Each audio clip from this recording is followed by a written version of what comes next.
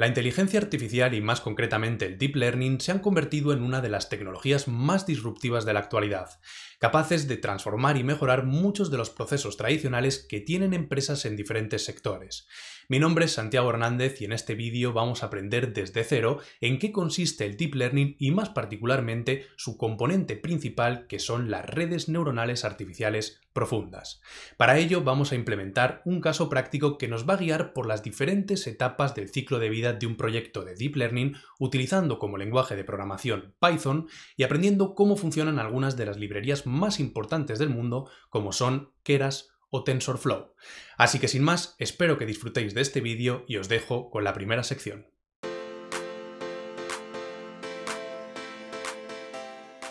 Vamos allá con el primer proyecto que vamos a ver en este curso, con el que vamos a explorar todos los fundamentos de Keras.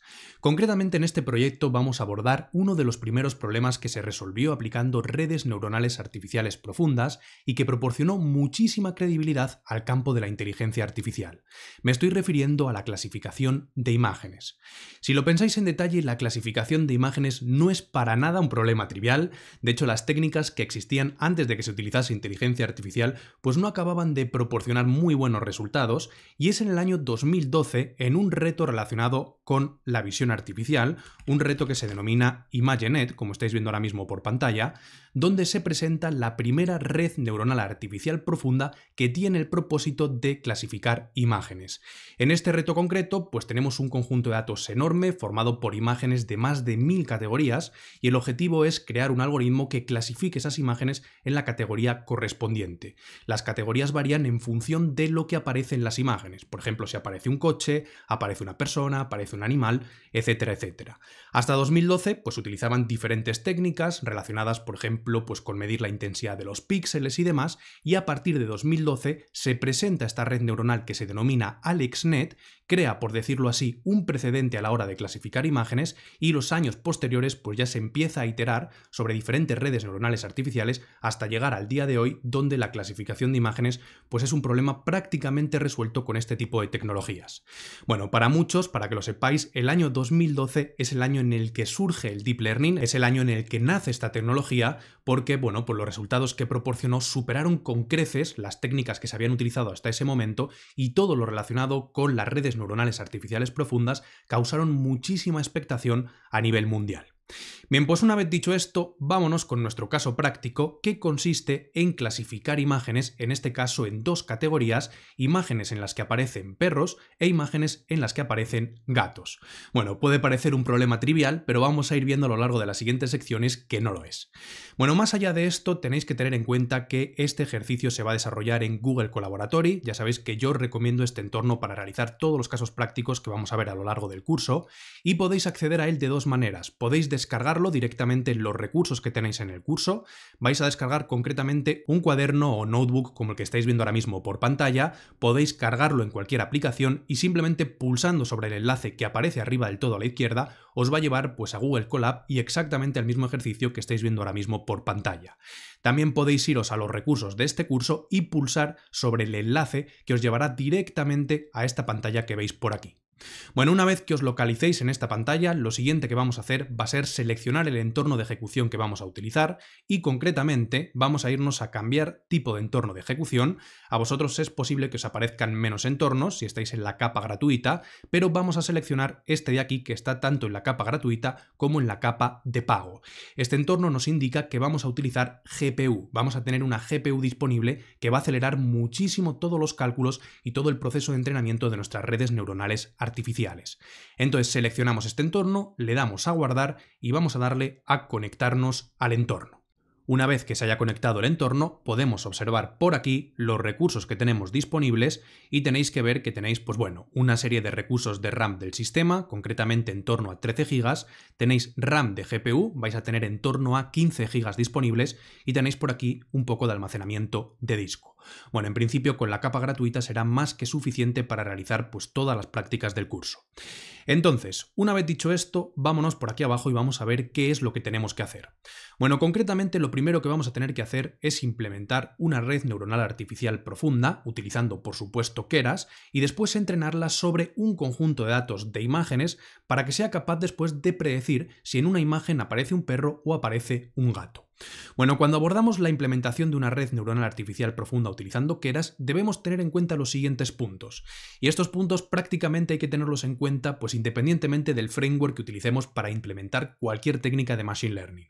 Primero, prepara tu conjunto de datos de entrenamiento, tendremos que coger un conjunto de datos de imágenes en este caso y prepararlo para poder proporcionárselo a la red neuronal. Segundo, debemos definir la arquitectura de la red neuronal artificial que vamos a utilizar. Vamos a ver que esto es un paso clave y va a marcar la diferencia entre que nos proporcione buenos resultados o nos proporcione resultados regulares. 3. Configuramos el proceso de aprendizaje mediante la selección de una función de error, una función de optimización y diferentes métricas para monitorizar todo el proceso de entrenamiento. Esto es algo muy interesante, aquí es donde va a aprender, se van a actualizar el valor de los parámetros de nuestra red neuronal y va a ser capaz después de realizar buenas predicciones.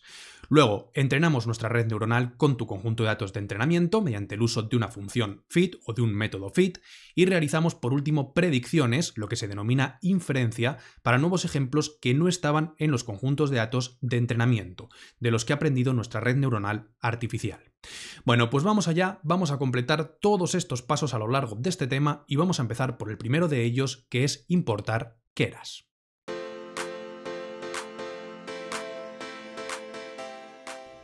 Bueno, pues vamos a comenzar con el desarrollo de nuestro proyecto y como no podía ser de otra manera, lo primero que vamos a tener que hacer es importar las librerías externas o frameworks que nos van a ayudar a implementar todos estos pasos que veíamos anteriormente.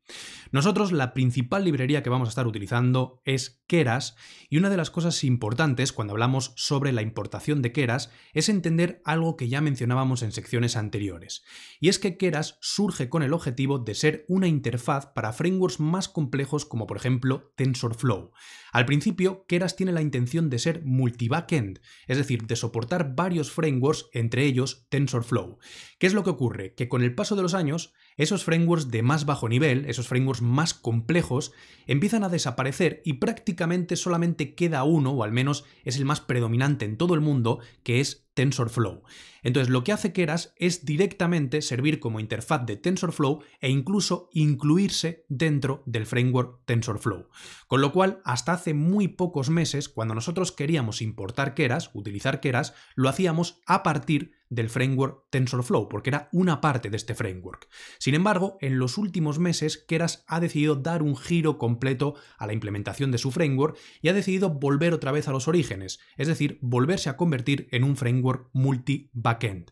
¿Por qué ha decidido esto? Pues bueno, porque en la actualidad tenemos varias redes neuronales o varios tipos de redes neuronales artificiales profundas, como por ejemplo los LLMs, de los cuales hablaremos también en este curso, que suelen utilizar otros frameworks por detrás, ¿vale? Otros backends, como por ejemplo PyTorch o JAX. Con lo cual, ahora mismo Keras tiene una versión muy nueva, una versión beta, que implementa este concepto de multi-backend y soporta tanto TensorFlow como PyTorch como JAX.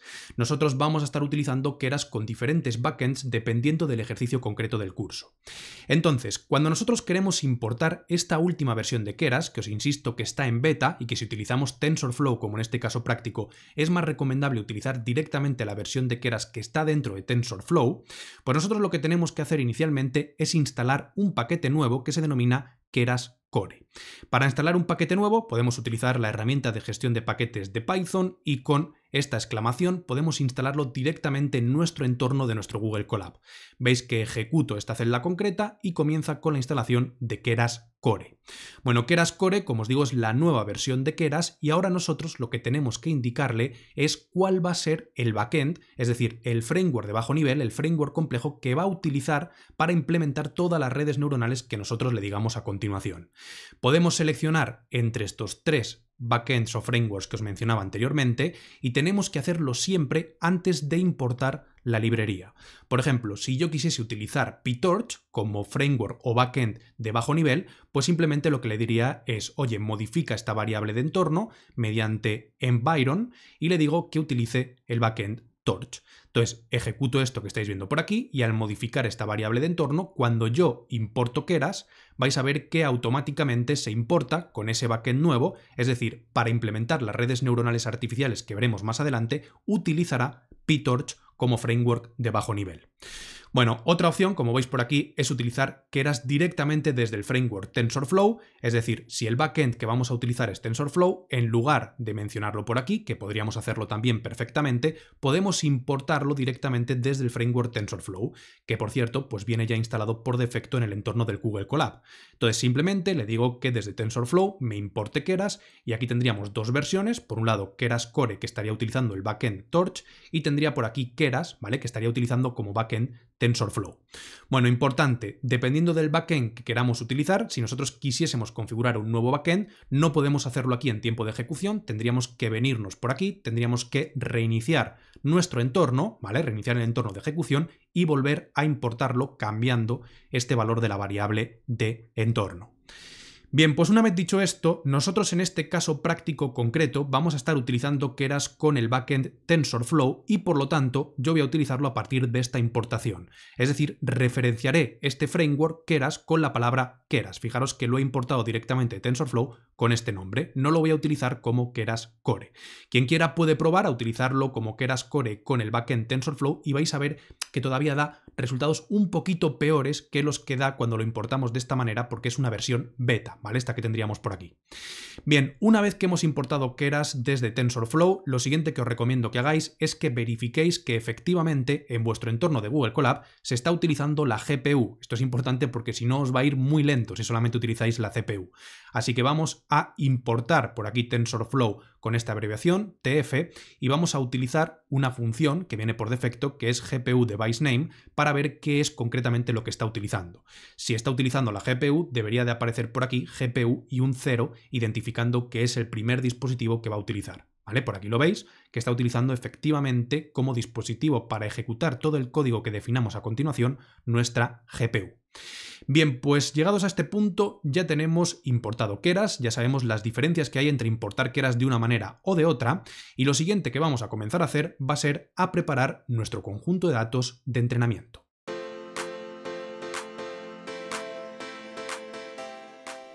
Tal y como comentábamos anteriormente, el objetivo de nuestro caso práctico es construir y entrenar una red neuronal artificial profunda para que sea capaz de clasificar imágenes en función de si aparece un perro o un gato en esa imagen. Bueno, por supuesto, para poder resolver este problema, lo primero que vamos a necesitar va a ser datos. Datos que en este caso se van a corresponder con imágenes en las que aparecen perros, imágenes en las que aparecen gatos y que utilizaremos para que la red neuronal aprenda a diferenciar entre ellas. Bueno, concretamente el conjunto de datos que vamos a estar utilizando es este que veis por aquí, que es el de Dogs versus Cats de Kaggle, ¿vale? Es un conjunto de datos bastante importante y concretamente está formado por 25.000 imágenes de perros y gatos. Bueno, estas imágenes están clasificadas, es decir, tenemos las imágenes de los perros en un directorio y las imágenes de los gatos en otro directorio. El objetivo, por supuesto, pues es entrenar nuestra red neuronal artificial profunda utilizando estos archivos. Bueno, pues vamos allá. Vamos a comenzar por descargar este conjunto de datos. Por aquí tenéis concretamente el enlace donde se encuentra este conjunto de datos que viene comprimido, como veis, en formato zip. Entonces, con la herramienta curl y utilizando este signo de exclamación, que lo que hace es que ejecuta este comando como si fuese una shell de Linux, lo que va a hacer es descargar este fichero .zip y posteriormente lo vamos a descomprimir con el comando unzip. Entonces vamos allá, ejecutamos esta celda, con curl lo descarga, veis que por aquí está comenzando ya a descargarlo, ocupa varios megas, unos 600-700 megas, y a continuación lo que hará será pues este fichero que hemos descargado, que veis que es el mismo nombre que aparece por aquí abajo, lo descomprime con la herramienta unzip. Bueno, y alguno de vosotros se estará preguntando, vale, muy bien, pero ¿y dónde está este fichero .zip? ¿Y dónde está concretamente pues el resultado de descomprimir ese fichero? Bueno, pues se encuentran en el almacenamiento temporal de Google Colab. Si abrís por aquí este directorio, vais a ver que tenemos un almacenamiento temporal y concretamente en este almacenamiento temporal podéis ver el archivo comprimido que hemos descargado y podéis ver también el resultado acabado de descomprimirlo, que es esta carpeta que está formada por otras dos carpetas, una carpeta con las imágenes de los gatos y otra carpeta con las imágenes de los perros. Bueno, este almacenamiento es temporal por un motivo, y es que en el momento en el que se cierre nuestro entorno de ejecución o cuando nosotros le demos a desconectar y eliminar entorno de ejecución, lo que va a ocurrir es que se va a eliminar toda la información que tengamos por aquí. Con lo cual, si nosotros quisiésemos que nuestro conjunto de datos persistiese, es decir, que pudiésemos tenerlo, por ejemplo, mañana o pasado, o cuando quisiésemos volver a retomar este ejercicio, lo que tenemos que hacer es guardarlo en el almacenamiento persistente de Google, que es concretamente Google Drive. Entonces, ¿cómo podemos hacer esto? Bueno, pues podemos asociar o enlazar, en este caso, nuestra cuenta de Google Colab con nuestra cuenta de Google Drive de la siguiente forma, ejecutando esa celda que veis por ahí, le tenemos que dar a que permitimos que se conecte, seleccionamos por aquí nuestra cuenta de Google, permitimos todas estas acciones, no os preocupéis, aunque pone por ahí que este programa pues, puede tener acceso a vuestra cuenta y demás, eso no quiere decir que le estéis dando permisos al desarrollador de este notebook para que acceda a vuestra cuenta de Gmail, ¿vale? Simplemente lo que está diciendo es que, bueno, pues podría llegar a hacer cambios sobre vuestros archivos en Drive, como vamos a ver a continuación. Entonces, una vez que hemos hecho esto, lo que vamos a tener por aquí, si actualizamos en este botón, es una nueva carpeta que es Drive. Dentro de Drive vamos a tener toda la información que se encuentra en nuestro Google Drive, igual que si nosotros accediésemos por aquí a nuestro Google Drive. Yo en mi Google Drive tengo estos directorios y son los mismos que vamos a ver por aquí. Entonces, si yo lo que quiero es guardar este conjunto de datos dentro de mi Google Drive, una de las cosas que puedo hacer es utilizar el comando de descomprimir y le digo que me descomprima este fichero que está en el almacenamiento temporal, pero que me lo guarde, por ejemplo, en un nuevo directorio. Bueno, podemos crearlo directamente desde aquí. Podemos decirle, por ejemplo, nueva carpeta y vamos a crear esta carpeta como curso LinkedIn. Entonces, por aquí tendríamos ya el curso, ¿vale? La carpeta del curso, la copiamos, copiar ruta, pegamos por aquí esta dirección, ¿vale? Curso LinkedIn y le damos, yo recomiendo que el nombre, vamos a dar un segundito a cambiar nombre, lo pongáis con barra baja para que no haya conflictos con los espacios y ahora ya sí, copiamos la ruta, la pegamos por aquí, ejecutamos este comando y lo que va a ocurrir ahora, como estáis viendo, es que está descomprimiendo todas las imágenes que nosotros teníamos en ese fichero comprimido, pero esta vez las está descomprimiendo dentro de nuestro Drive. Concretamente, si actualizamos por aquí, debería de aparecer una nueva carpeta, curso LinkedIn, y en esta nueva carpeta tenemos el directorio descomprimido y estas imágenes, fijaros las de los gatos que se están descomprimiendo en este momento, donde tenemos pues diferentes imágenes de gatos y después irá descomprimiendo todas las imágenes de los perros.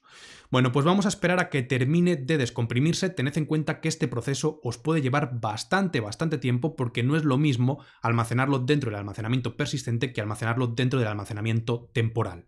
Así que si queréis dejarlo en el almacenamiento temporal podéis cerrar esto directamente interrumpiendo la ejecución, o si queréis dejarlo en vuestro almacenamiento persistente, pues simplemente esperad unos minutos y en cuanto termine volvemos con la siguiente sección. Tras unos pocos minutos, concretamente en mi caso han sido 3 minutos y 32 segundos, por aquí tenemos todas las imágenes descomprimidas en nuestro almacenamiento persistente. Bueno, podemos comprobarlo por aquí a la izquierda. Si pulsamos sobre curso LinkedIn, deberíamos de ver un directorio, Pet Images, y dentro deberíamos de ver dos directorios, el de las imágenes de los gatos y las imágenes de los perros.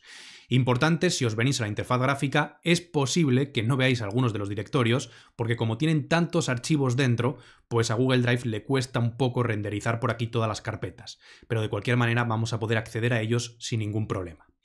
Bien, pues vamos a continuar. En la siguiente sección simplemente os ponía por aquí una pregunta que me soléis hacer mucho y es de dónde podéis descargar conjuntos de datos que luego podáis utilizar para entrenar vuestras redes neuronales artificiales. Bueno, hay dos páginas principales que tenéis que conocer. La primera de ellas es Kaggle, que si pulsáis por aquí vais a ver que tiene pues un montón de conjuntos de datos sobre muchísimos temas que podéis buscar en esta barra de búsquedas, y la segunda página que os recomiendo que reviséis ahora en profundidad cuando termine este vídeo es Hugging Face, que, como veis, pues también tiene muchísimos conjuntos de datos, y si yo estoy buscando, pues por ejemplo, un conjunto de datos relacionado con pues la visión artificial, pues por aquí tengo un montón, ¿vale? Por ejemplo, relacionado con la clasificación de imágenes, pues pulso y veo por aquí un montón de conjuntos de datos relacionados con la clasificación de imágenes, entre los que se encuentra precisamente el que nosotros vamos a utilizar, y después os enseñaré cómo descargarlo automáticamente desde aquí. Bueno, echadle un ojo a estos dos recursos antes de pasar a la siguiente clase.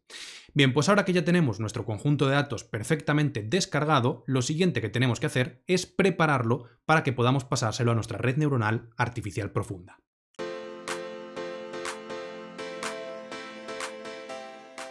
Una de las cosas que tenéis que tener muy claras es que los problemas que se pueden resolver mediante la aplicación de técnicas de Machine Learning o Deep Learning son aquellos problemas que se pueden resolver mediante el uso de datos.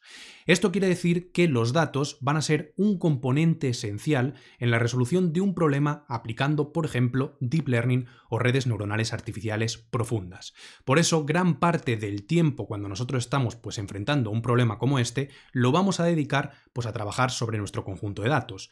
Y más particularmente, cuando trabajamos con conjuntos de datos reales, como puede ser este caso, pues es muy frecuente que los datos no estén en el formato adecuado, que haya datos que estén corruptos, por ejemplo en este caso imágenes que no estén pues en el formato que necesitamos, o que estén corruptas pues por cualquier razón, y tenemos que procesarlas y eliminarlas.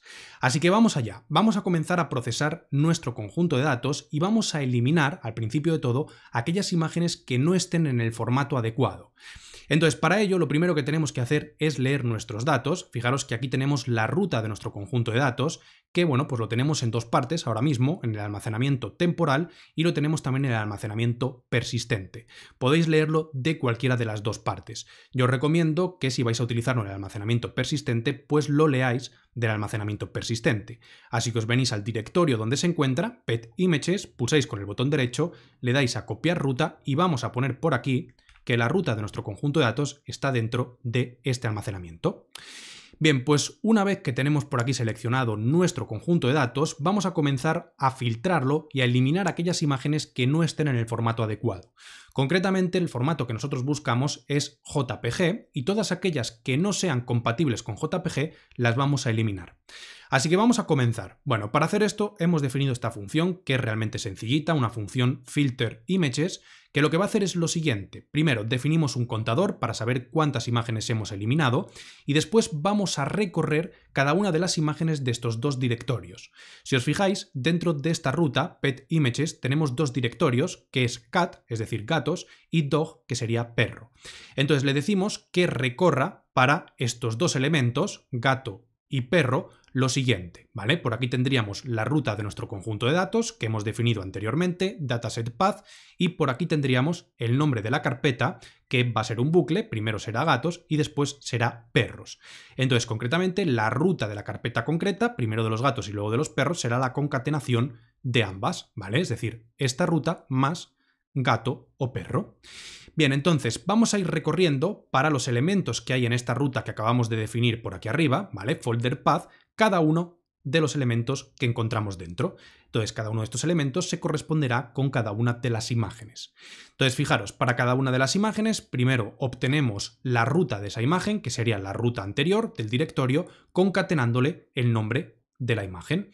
Una vez hecho esto, abrimos esta imagen, ¿de acuerdo? Para trabajar con ella. Fijaros que esta imagen está ahora en esta variable fObject y comprobamos si la imagen está en el formato adecuado. Para comprobar si está en el formato adecuado, hacemos uso de esta función de TensorFlow que es asBytes. Entonces, comprobamos si está en el formato JPG. En el caso de que esté en el formato JPG, aquí tendrá un true, ¿de acuerdo? Un correcto, un verdadero. En el caso de que no lo esté, aquí tendrá un false, ¿vale? Un booleano que será falso. Una vez que ha terminado de realizar esta operación, terminamos cerrando ese objeto para que no nos ocupe demasiado espacio en memoria RAM. Recordad que tenemos recursos de memoria RAM pues limitados y que después de haber cargado nuestros datos pues ya estamos ocupando unos cuantos gigas. Y después lo que hacemos es que si no está en formato JPG, fijaros si esta variable es falsa, ¿vale? Este booleano, vamos a aumentar nuestro contador de imágenes eliminadas y vamos a eliminar esa imagen de nuestro disco. Fijaros que le decimos eliminar la imagen con OS, que es simplemente pues una librería para interactuar con nuestro sistema operativo. Entonces, de esta manera, cuando nosotros definimos esta función y ejecutamos esta función, lo que debería ocurrir es que va a recorrer pues absolutamente todas las imágenes, tanto del directorio de los gatos como de los perros, y va a eliminar aquellas que no estén en el formato adecuado. Por aquí tenemos el resultado y ha eliminado un total de 1561 imágenes que no se encontraban en el formato adecuado. Bueno, pues una vez que hemos hecho esto, ya tendríamos todo listo para proporcionarle estas imágenes a una red neuronal artificial. Bueno, pues la realidad es que no, porque podemos tener otras cosas, como por ejemplo que las imágenes estén en diferentes tamaños. Entonces, lo siguiente que vamos a hacer va a ser convertir este conjunto de datos, que en este momento lo tenemos en disco, a un conjunto de datos más propicio para podérselo proporcionar a una red neuronal artificial.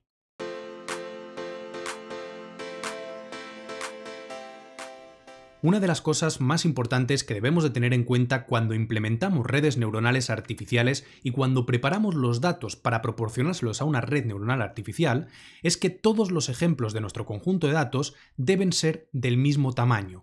Hay muy pocos modelos, hay muy pocos tipos de redes neuronales artificiales que no reciban todos los ejemplos del mismo tamaño.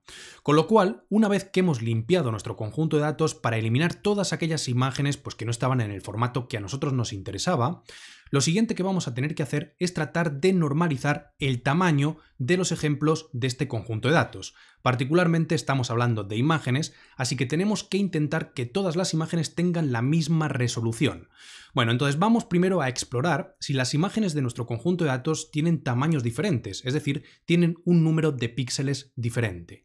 Para ello vamos a hacer lo siguiente, vamos a importar un par de librerías auxiliares muy importantes dentro del ámbito de la inteligencia artificial y más concretamente del machine learning, como son Matplotlib, para mostrar las imágenes por pantalla. Entonces vamos a comenzar definiendo una figura que va a tener un tamaño de 10 por 10. Esto va a implicar pues, que cuando salga por pantalla sea más grande o más pequeño el cuadro que vais a ver. Y después vamos a recorrer algunos ejemplos de nuestro conjunto de datos de la siguiente forma.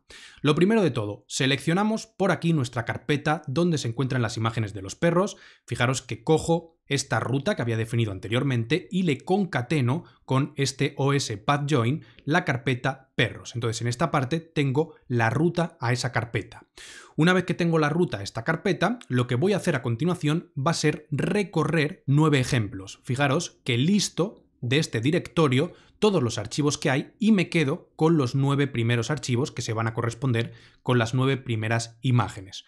Utilizo esta función enumerate para que, además de obtener lo que sería la ruta a ese archivo, en este caso la imagen, obtenga también pues, un índice que me diga que es el archivo 0, el 1, el 2, el 3, que voy a utilizar después para construir la gráfica que se va a mostrar.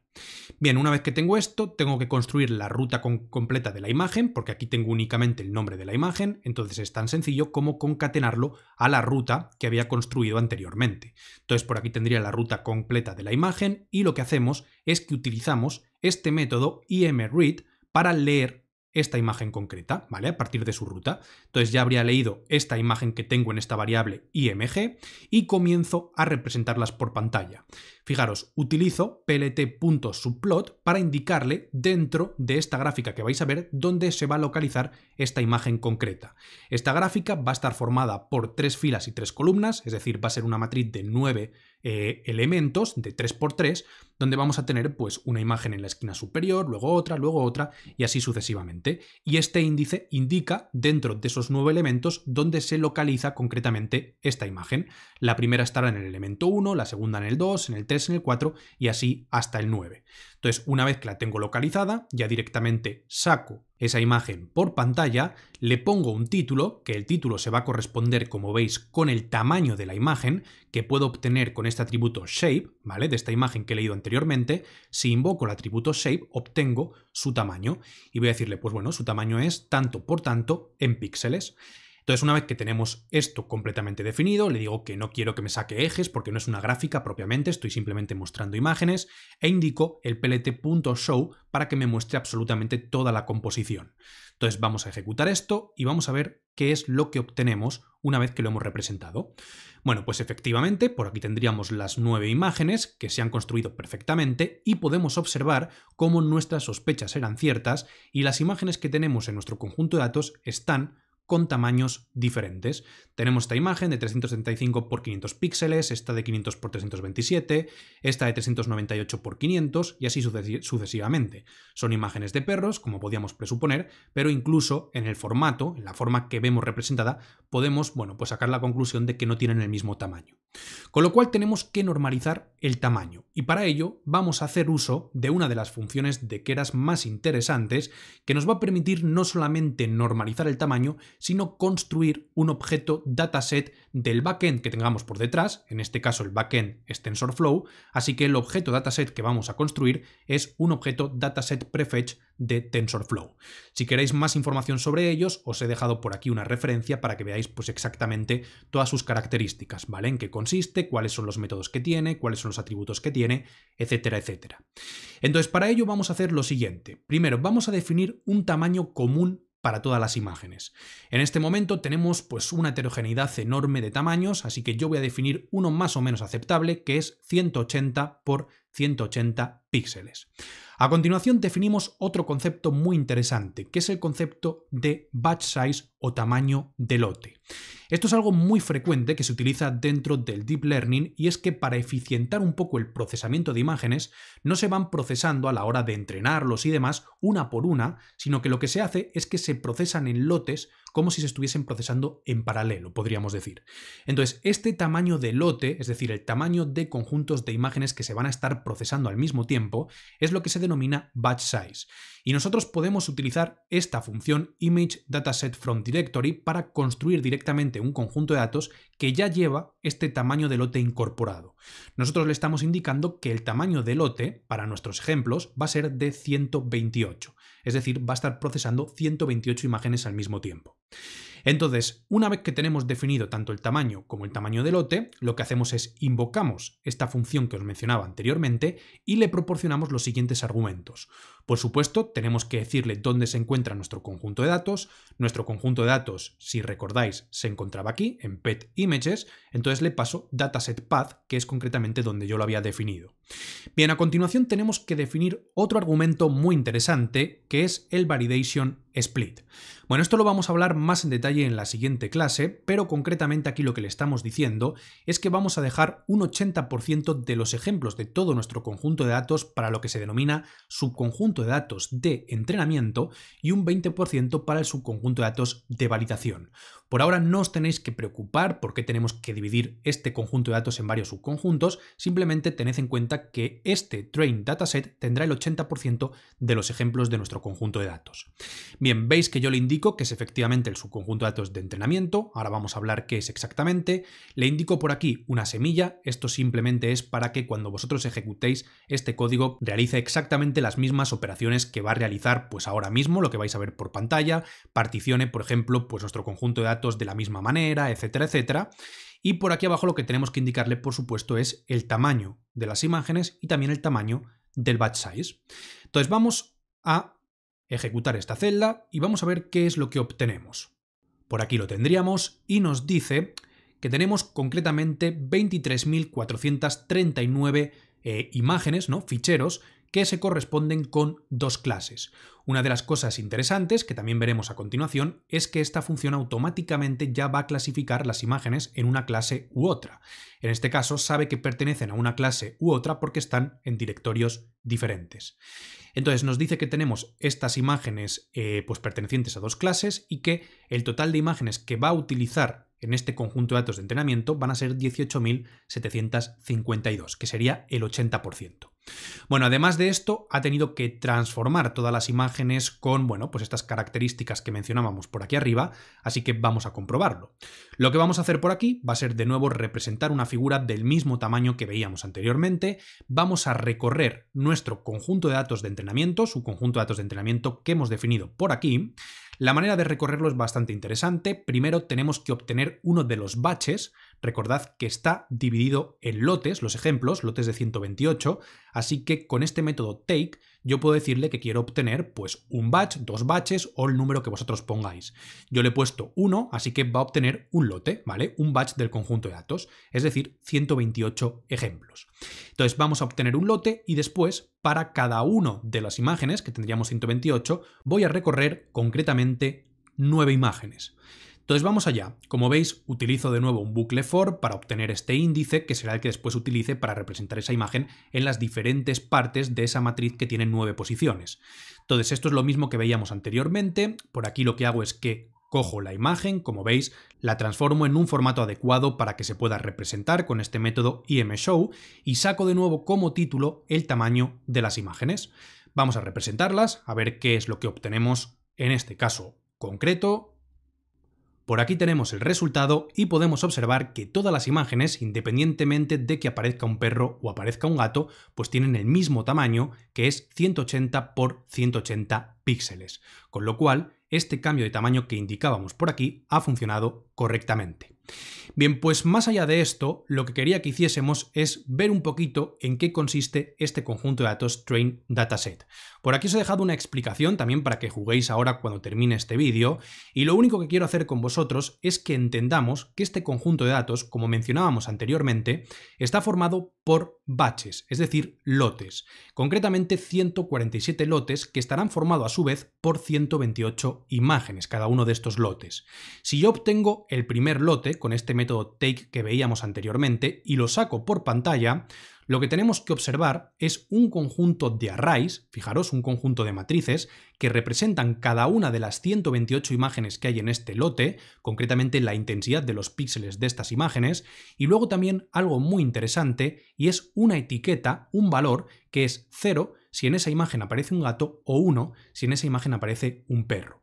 Bueno, ¿cómo ha sido capaz Keras de obtener esta etiqueta, este valor? Pues muy sencillo, porque nosotros en nuestro directorio, si os fijáis, tenemos los perros y los gatos almacenados en directorios distintos, en carpetas distintas. Entonces, en función de la carpeta en la que se encuentra la imagen, ha puesto 0 si es en la de gato o 1 si es en la de perro. Esta etiqueta la vamos a utilizar después para entrenar nuestra red neuronal artificial.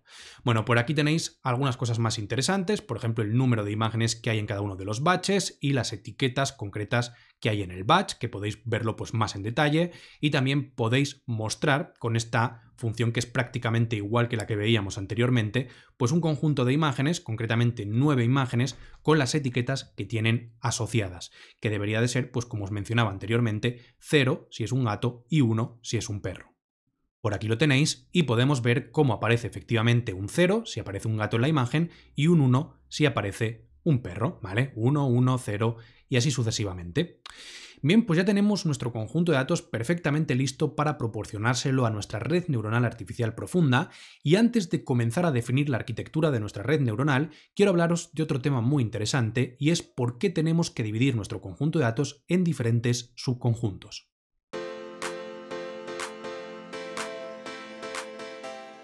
La división del conjunto de datos es uno de los aspectos más relevantes que debemos de tener en cuenta cuando abordamos la resolución de un problema aplicando Machine Learning o más concretamente Deep Learning.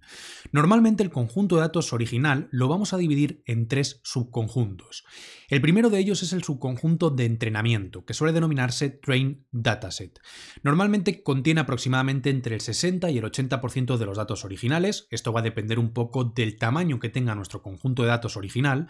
Si es un conjunto de datos pues medianamente pequeño, dejaremos los máximos datos posibles para el subconjunto de entrenamiento y probablemente pues tendrá el 80% de los datos. Si es un conjunto de datos muy grande, de millones de ejemplos, pues podemos permitirnos dejar pues menos ejemplos para el subconjunto de entrenamiento y dejar más ejemplos para el de validación y pruebas. Bueno, concretamente este subconjunto es probablemente el más importante porque es el que vamos a utilizar para entrenar el algoritmo.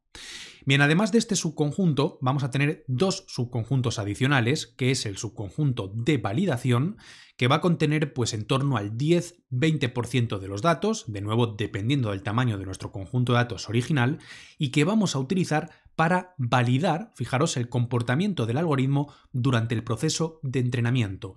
Es decir, para validar cosas como, por ejemplo, que hemos seleccionado la arquitectura de red neuronal artificial correctamente, que hemos seleccionado los parámetros de configuración correctamente y una serie de hiperparámetros de opciones de configuración que presentaremos a continuación.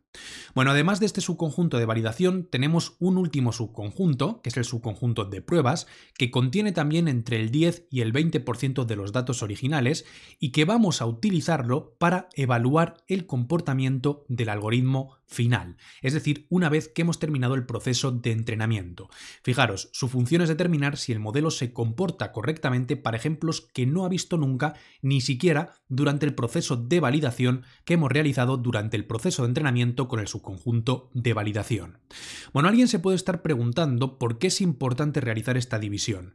Bueno, esta división es fundamental para evitar problemas de sobreentrenamiento u overfitting. El sobreentrenamiento consiste fundamentalmente en que nuestro algoritmo se adapte tan bien a la tendencia de nuestros datos, es decir, aprenda tan bien a diferenciar dentro de nuestro conjunto de datos entre imágenes, por ejemplo, en las que aparecen perros e imágenes en las que aparecen gatos, que solamente se comporte bien para esos datos. Ha aprendido tan bien las características de esas imágenes que cuando le proporciona imágenes nuevas que no estaban en ese subconjunto de entrenamiento o en ese conjunto de datos original, el algoritmo no es capaz de determinar si aparece un gato o un perro, porque no se parece o no es exactamente igual que las de nuestro conjunto de datos. Entonces, para evitar estos problemas y para darnos cuenta antes de poner un modelo que ha sido sobreentrenado en producción, lo que hacemos es entrenarlo con este subconjunto, evaluar durante el proceso de entrenamiento que se comporta bien para datos que no ha visto nunca, que serían los del subconjunto de validación, y una vez que hemos realizado todo esto, lo evaluamos una tercera vez con datos que no ha visto absolutamente nunca, ni durante el proceso de entrenamiento ni durante el proceso de validación, que son los datos del subconjunto de pruebas. Si se comporta bien para los tres subconjuntos, sabemos que está generalizando correctamente para datos nuevos y por lo tanto que no está produciendo overfitting. Bien, pues una vez dicho esto, vamos a continuar dividiendo nuestro conjunto de datos en el subconjunto de validación y el subconjunto de pruebas, porque el subconjunto de entrenamiento, ese train DS, train dataset, ya lo teníamos por aquí arriba. Entonces, lo siguiente que vamos a hacer va a ser utilizar la misma función que veíamos anteriormente para decirle que esta vez me quiero quedar con el 20% de los ejemplos que no me había quedado anteriormente. Recordad que el 80% forman parte de ese train dataset y esta vez me los quiero quedar en un subconjunto de validación. Fijaros que le digo que el subset es el de validación y le indico concretamente que la variable se va a denominar temp validation dataset. Entonces, por aquí, cuando ejecutamos esta celda, nos vamos a quedar con unos cuantos ejemplos de nuestro conjunto de datos que formarán parte del subconjunto de validación y a continuación lo que vamos a hacer va a ser dividir estos ejemplos del subconjunto de validación en el subconjunto de validación y el de pruebas. Entonces, veis que concretamente nos estamos quedando con 4.687 imágenes, ¿vale? Ficheros para el subconjunto de validación, que a continuación vamos a dividirlo también en el de pruebas. Entonces, para ello voy a hacer algo muy sencillo. Cojo los batches que tiene, los lotes que tiene este subconjunto de validación, que concretamente, si sacamos por aquí los lotes, vamos a ver temp val dataset, pues son un total de 37 lotes y le digo que concretamente, bueno, lo tenemos por aquí, el tamaño, cuando yo lo divido entre dos, porque me voy a quedar el 50% de los lotes para el de validación y el 50% para el de pruebas, pues el tamaño después de dividirlo es de 18. Esto quiere decir, como veis, que me quedo con 18 lotes para el de validación y 18 lotes, esta vez, para el de test. Entonces, cuando yo lo ejecuto, podemos observar que nos quedamos con 18 lotes para nuestro subconjunto de validación y concretamente 19 lotes para nuestro subconjunto de pruebas, porque obviamente el número de lotes pues no era par y no lo ha podido dividir en 18 y 18. Bien, pues esta sería una forma muy simple de dividir nuestro subconjunto de validación en el subconjunto de validación y el subconjunto de pruebas, pero la realidad es que existen otras formas en las que podemos dividir el conjunto de datos de manera más específica y aplicando transformaciones más avanzadas. Una de ellas es utilizar una función muy conocida de este framework, scikit-learn, que es la función train test split. Por aquí os he dejado una referencia para que la consultéis y esta función para dividir el conjunto de datos pues tiene cosas interesantes como por ejemplo el Stratify Sampling. Esto del Stratify Sampling tiene especial relevancia, sobre todo cuando estamos tratando de resolver problemas diferentes, de los cuales también hablaremos un poquito más adelante en el curso, y tenemos un conjunto de datos formado por diferentes características de entrada, de las cuales una característica es muy escasa. Es decir, tenemos muy pocos ejemplos de esa característica. Entonces, cuando cuando tenemos ese caso de uso particular, lo que no queremos que ocurra es que al dividir nuestro conjunto de datos en subconjuntos, todos los ejemplos que tienen un valor determinado para esa característica estén dentro del mismo subconjunto. Queremos que se repartan de manera uniforme entre los tres subconjuntos. Entonces, para este tipo de casos prácticos, nosotros podemos utilizar este parámetro stratify dentro de esta función trainTestSplit, y lo que va a hacer va a ser dividir en los tres subconjuntos, o en este caso en dos subconjuntos, tratando de mantener un equilibrio entre los ejemplos de un tipo que tienen ese valor determinado de una característica de entrada para cada uno de los subconjuntos. Como os digo, echadle un ojo, no se utiliza tanto dentro de lo que sería el Deep Learning, pero por ejemplo, para técnicas de Machine Learning clásicas como algoritmos relacionados con Random Forest, Support Vector Machine, XBoost y demás, pues sí que se utilizan mucho este tipo de funciones de división del conjunto de datos. Bueno, pues una vez dicho esto, por aquí os ponía un poquito el ejemplo de cómo podríamos dividir nuestro conjunto de datos utilizando trainTestSplit, y una de las cosas que tenemos que tener en cuenta, y voy a sacar por aquí los recursos, es que tenemos que transformar nuestro conjunto de datos en una lista porque esta función no soporta el tipo de dato dataset de TensorFlow. Entonces, vamos primero a transformarlo. Esto tiene implicaciones, sobre todo a nivel de memoria RAM. Vais a ver que se ocupan pues al menos 2 GB adicionales, porque al transformarlo en una lista tiene que cargarlos en memoria, todos los datos de nuestro conjunto de datos, y eso implica, como acabáis de ver, que llenamos un poquito más nuestra RAM.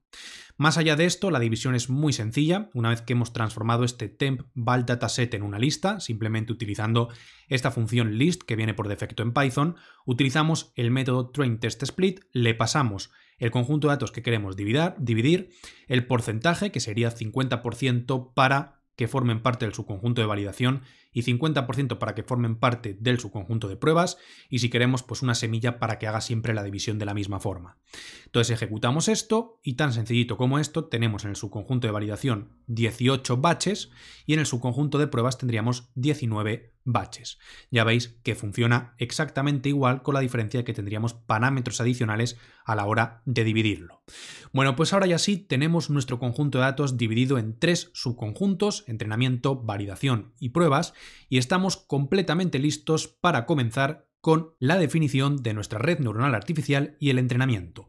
Pero antes, un pequeño apunte sobre conjuntos de datos externos.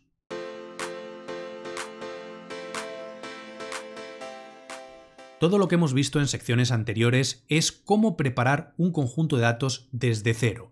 Probablemente sea el caso de uso al que más os vais a enfrentar cuando tenéis que resolver un problema real. Los datos de los que vais a disponer no son datos que sean públicos, no hay nadie que haya construido un conjunto de datos, sino que vais a tener que cogerlos desde cero y probablemente transformarlos, procesarlos, limpiarlos, como hemos visto en secciones anteriores. Sin embargo, es posible que para algunos casos prácticos concretos o simplemente para probar algunos algoritmos no necesitéis crear un conjunto de datos desde cero y podáis utilizar un conjunto de datos existente.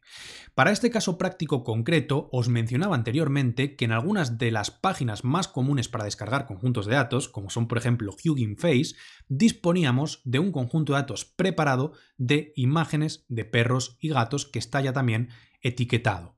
Entonces, en este caso, fijaros que en Hugging Faces tendríamos también otros muchos conjuntos de datos de, bueno, pues miles de casos prácticos que podemos por aquí analizar, y lo que podemos hacer es directamente descargar este conjunto de datos. ¿Cómo vamos a hacerlo? Bueno, podemos instalar esta librería externa que es Datasets, que forma parte pues de esta página, de este framework de Hugging Face, y vamos a continuación, una vez que se descargue, a cargar el conjunto de datos de la siguiente forma.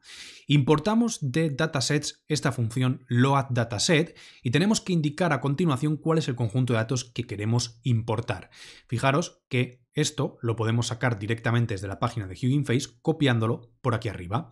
Entonces pegaríamos por aquí lo que acabamos de copiar, que es fundamentalmente lo mismo que ya tenía, ejecutamos esto y tan sencillito como lo que acabamos de ver, lo que va a hacer esta función es descargar automáticamente de Hugging Face este conjunto de datos que, como podéis ver por aquí abajo, viene toda la descripción de exactamente qué es lo que ha hecho esa persona sobre este conjunto de datos y bueno, pues ha hecho varias cosas, entre ellas ya lo ha limpiado, ya lo ha preprocesado y por lo tanto probablemente ya tengamos pues todas las imágenes que tenían ciertos errores eliminadas y es posible que incluso las imágenes ya tengan todas la misma dimensión.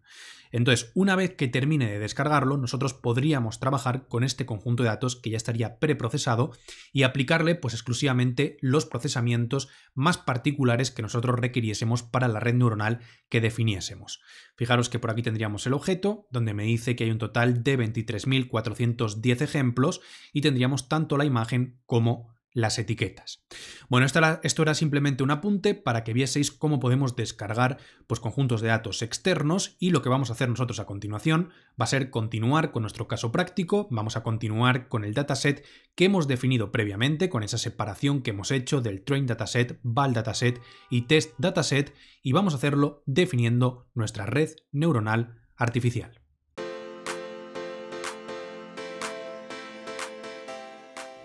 Bueno, pues ahora es donde la cosa se empieza a poner verdaderamente interesante, y es que tenemos que hacer uso de Keras para definir la arquitectura de nuestra red neuronal artificial profunda que vamos a entrenar con los datos que hemos preparado anteriormente.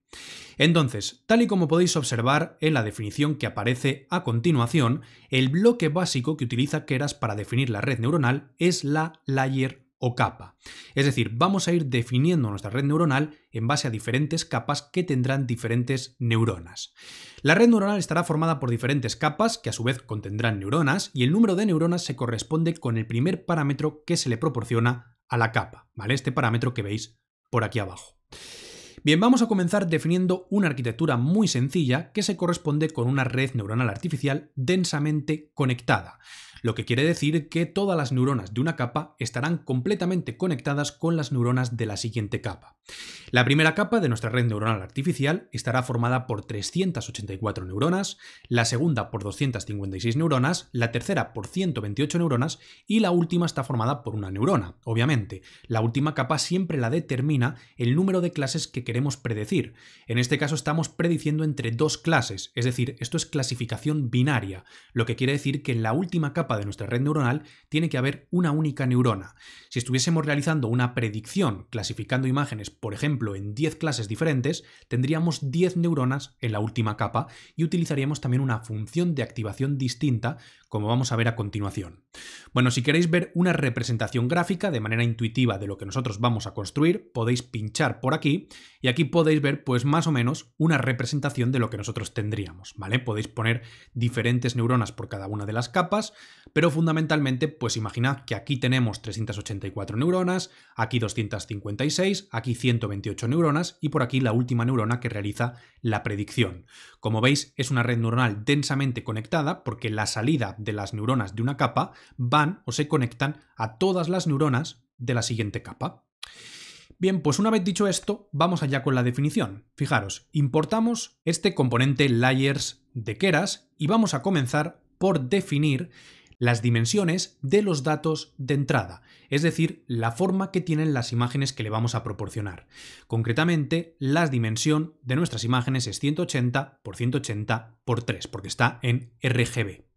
Entonces, una vez que hemos definido por aquí la forma, comenzamos a definir nuestra red neuronal. Para ello vamos a utilizar la API más sencilla de Keras, que es la API secuencial.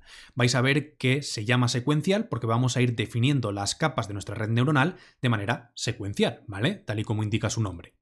Entonces, comenzamos definiendo por aquí un objeto que se va a corresponder con nuestra red neuronal, que es Fully Connected Neural Network Model, que como veis, forma parte de la API secuencial. Entonces, comenzamos por la primera capa. La primera capa no va a ser una capa de neuronas. Esto es algo muy interesante que nos permite hacer Keras, y es que nos permite definir las primeras capas para realizar ciertos procesamientos sobre los datos que va a recibir la red neuronal. ¿Qué procesamientos tenemos que realizar? Bueno, pues aquí hay varios que tenemos que hacer. El primero de ellos es escalar las imágenes que va a recibir. Esto es algo muy frecuente. Normalmente las redes neuronales artificiales funcionan mejor cuando los datos que le proporcionamos se encuentran entre 0 y 1. Cuando hablamos de imágenes, el RGB, ¿vale? Los datos que tenemos dentro de esa imagen cuando lo transformamos a un valor numérico suelen ser datos que están entre 0 y 255. Entonces lo que vamos a hacer va a ser coger todos esos datos y escalarlos, ponerlos en una escala entre 0 y 1, ¿vale? Eso es precisamente lo que estamos haciendo aquí. Entonces, para ello, estamos utilizando una capa que es la capa rescaling y le pasamos concretamente cómo queremos reescalarlo, que es básicamente multiplicar por 1 y dividir por 255, lo que hará que quede entre 0 y 1 porque el máximo valor es 255 y el mínimo valor es 0.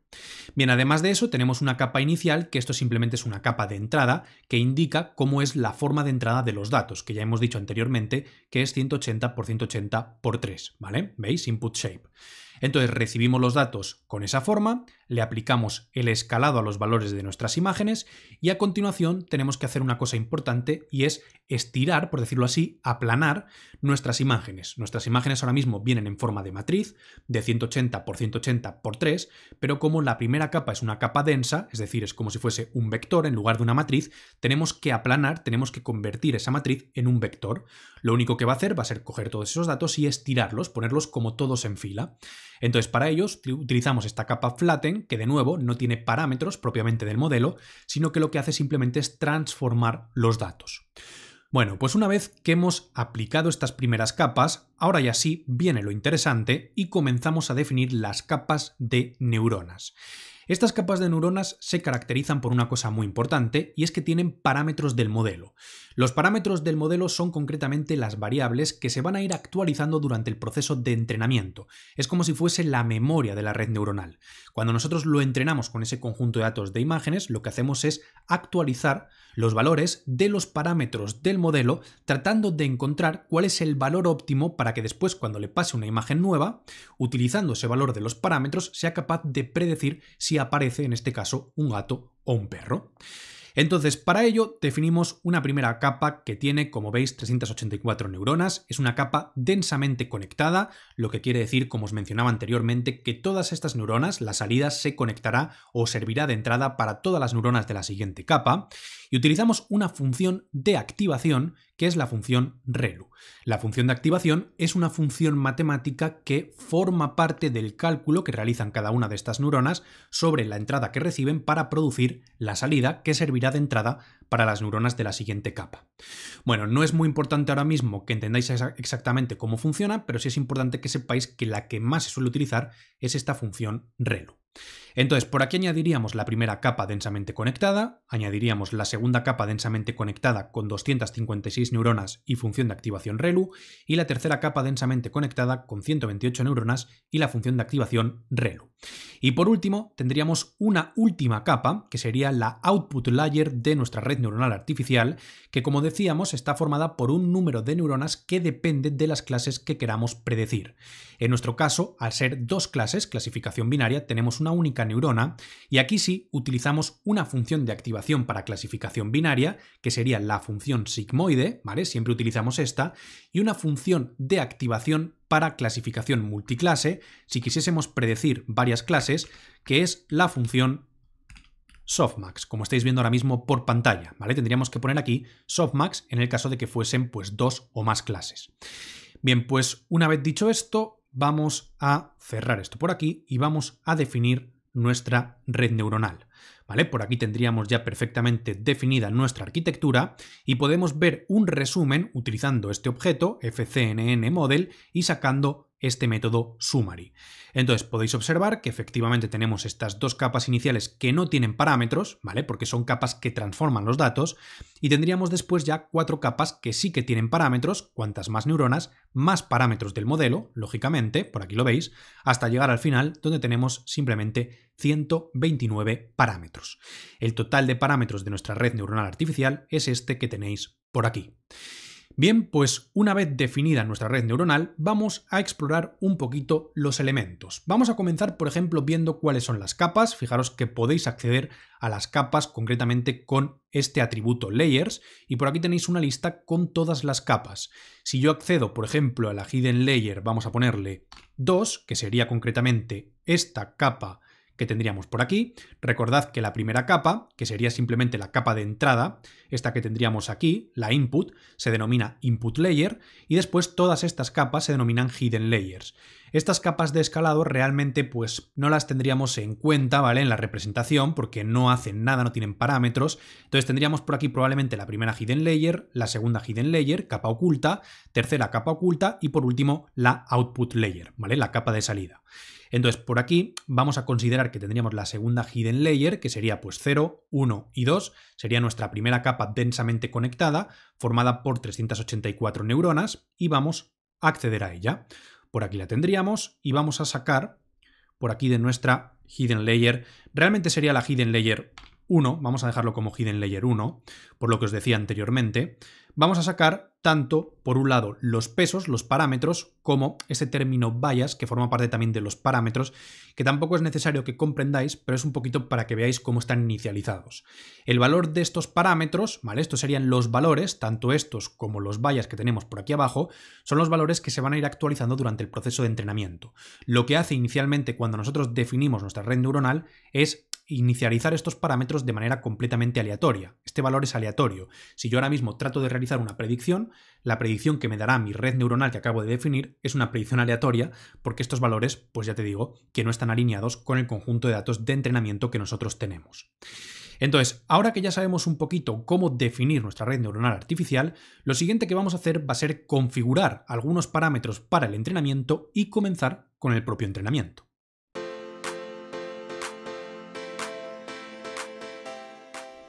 Bien, pues vamos allá con la configuración de nuestra red neuronal artificial. Bueno, para que la red neuronal artificial funcione adecuadamente, va a requerir 3 componentes adicionales que se seleccionan durante el proceso de compilación o configuración. El primer componente es la función de error, que se utiliza en el proceso de optimización de los parámetros para medir el error producido. Bueno, ¿cómo funciona el proceso de entrenamiento de una red neuronal artificial? Fundamentalmente funciona de la siguiente forma. Nosotros tenemos un conjunto de datos de imágenes que está etiquetado. Es decir, tenemos imágenes en las que aparecen perros y sabemos que aparece un perro porque lo tenemos etiquetado con un 1, y tenemos imágenes en las que aparecen gatos y sabemos que aparece un gato porque está etiquetada con un 0, como hemos visto anteriormente.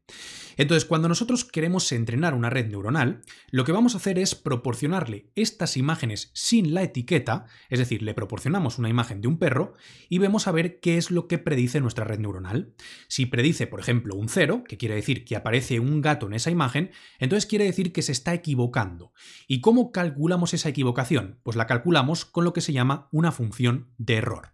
Una función de error se corresponde con una función matemática que lo que va a hacer es calcular cuánto de equivocado, cuál es la pérdida, cuál es el error de esa predicción que ha realizado nuestra red neuronal respecto a la etiqueta correcta que hay en el conjunto de datos. Si el error es grande, quiere decir que tenemos que modificar el valor de nuestros parámetros tratando de reducir el error. Pero claro, ¿cómo modificamos el valor de todos estos parámetros que hemos visto anteriormente para hacer que se reduzca el error? ¿Cómo sé en qué dirección tengo que modificarlos? ¿Tengo que sumarle valor? ¿Tengo que restárselo? ¿Qué es lo que tengo que hacer? Bueno, pues esta modificación la dicta la función de optimización. Es decir, tenemos, como veis, dos funciones matemáticas muy importantes, la función de error que calcula cuánto se está equivocando y la función de optimización que a partir de ese error modifica el valor de los parámetros de nuestra red neuronal en una dirección que reduce el error que se produce. Es decir, vamos iterando, como veis, modificando el valor de los parámetros y en esa iteración debemos observar que se va reduciendo el error que produce la función de error. Bien, pues existen varias funciones de error y varias funciones de optimización, dependiendo del caso de uso que estemos resolviendo, dependiendo de si es clasificación binaria, de si es clasificación multiclase, y eso es lo que tenemos que seleccionar en esta parte de nuestro proyecto. Bueno, más allá de esto, también se utilizan ciertas métricas para poder medir qué tal se está comportando la predicción de nuestra red neuronal durante el proceso de entrenamiento, por ejemplo, utilizando el subconjunto de validación. Bueno, pues vamos allá. Para poder definir estos componentes, nosotros utilizamos un método que es el método compile de Keras, ¿vale? Como compilar nuestra red neuronal. Entonces, compilamos la arquitectura que hemos definido anteriormente y que viene definida por esta variable fcnn_model con estos parámetros que estáis viendo por aquí. Por un lado, la función de error viene determinada por este argumento loss y yo le estoy diciendo que quiero utilizar binary cross entropy. Esta es la función de error que se suele utilizar cuando nosotros estamos realizando clasificación binaria, es decir, estamos realizando una predicción entre dos clases. Si por otro lado estuviésemos realizando clasificación multiclase, es decir, quisiésemos que nuestra red neuronal hiciese una predicción de varias clases, más de dos, tendríamos que utilizar una función que es la función, voy a ponerla por aquí, categorical cross entropy, ¿vale? Bien, pues una vez dicho esto, tenemos que seleccionar la función de optimización. La función de optimización que vamos a seleccionar es Adam, que es pues una de las más novedosas y de las que más se utiliza. Tendríamos un montón de funciones de optimización disponibles. Tenemos, por ejemplo, Gradient Descent, Mini Batch Gradient Descent, Stochastic Gradient Descent. Tenemos muchas funciones de optimización y con el paso del tiempo van saliendo funciones de optimización nuevas que ya no es que aporten tampoco, pues digamos, demasiados cambios sobre nuestra red neuronal, o no es que sea pues mucho más eficiente el proceso de entrenamiento, pero sí puede aportar pequeños detalles que mejoren un poquito el proceso de entrenamiento. Este parámetro que le pasamos por aquí se denomina Learning Rate y es concretamente una tasa fija, es digamos una constante que nosotros definimos y que va a hacer que esta actualización de los parámetros del modelo que se llevan a cabo durante el proceso de optimización se haga más rápido o más lento, es decir, se haga con una cantidad mayor o una cantidad menor. Cuanto más pequeñito sea el learning rate, querrá decir que hará modificaciones más pequeñas en cada una de esas iteraciones, después calculará el error, modificará, calculará el error, modificará de manera pues más pequeñita, dando pasos más pequeños. Cuanto mayor sea el learning rate, hará modificaciones más grandes. Tener un learning rate más grande quiere decir que llegará antes, digamos, al punto óptimo, pero que puede ser que se pase del punto óptimo porque está dando pasos demasiado grandes. Si tenemos pasos más pequeños, quiere decir que tardará más en llegar al punto óptimo, pero digamos que va a ir más seguro, tratando de encontrar el valor óptimo de los parámetros que en este caso pues realizan las mejores predicciones para nuestra arquitectura de red neuronal artificial. Y por último, definimos unas métricas que se van a ejecutar durante el proceso de entrenamiento sobre el subconjunto de entrenamiento y el subconjunto de validación para ver qué tal se está comportando nuestra red neuronal.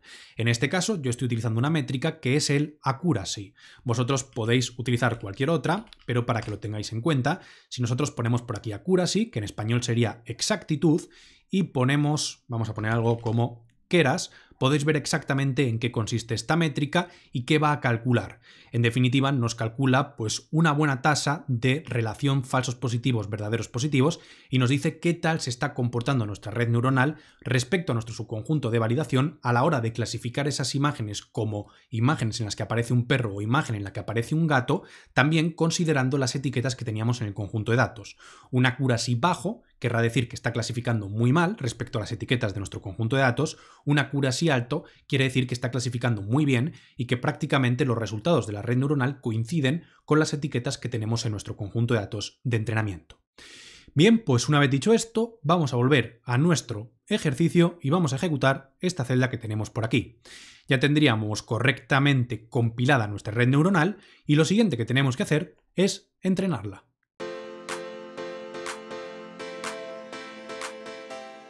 El entrenamiento de la red neuronal artificial es realmente un proceso muy sencillo porque ya está pues prácticamente todo hecho. Ya tenemos nuestro conjunto de datos preparado, ya tenemos nuestra arquitectura definida y ya tenemos los componentes que van a formar parte de este proceso de entrenamiento. Con lo cual, lo único que tenemos que hacer es coger este objeto donde nosotros hemos definido la arquitectura y que también hemos compilado con estos componentes que van a formar parte del proceso de entrenamiento e invocar este método fit.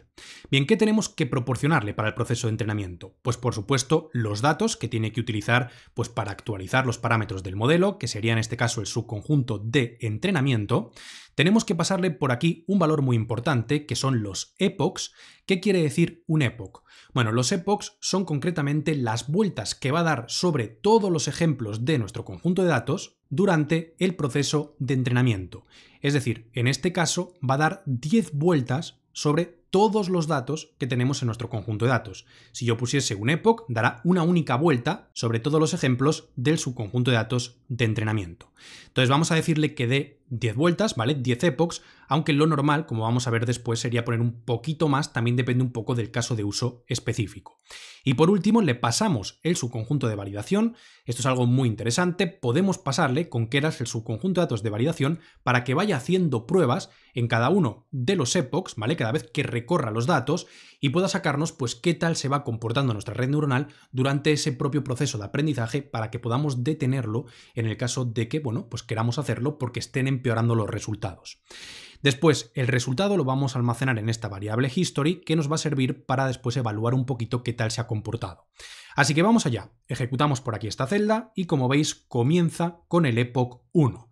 Bueno, vais a observar que la RAM de la GPU, si todo está correcto y está utilizando la GPU, va a empezar a dispararse un poquito. Bueno, pues por aquí vemos que llega a 2 GB, es posible que también ocupe un poquito más.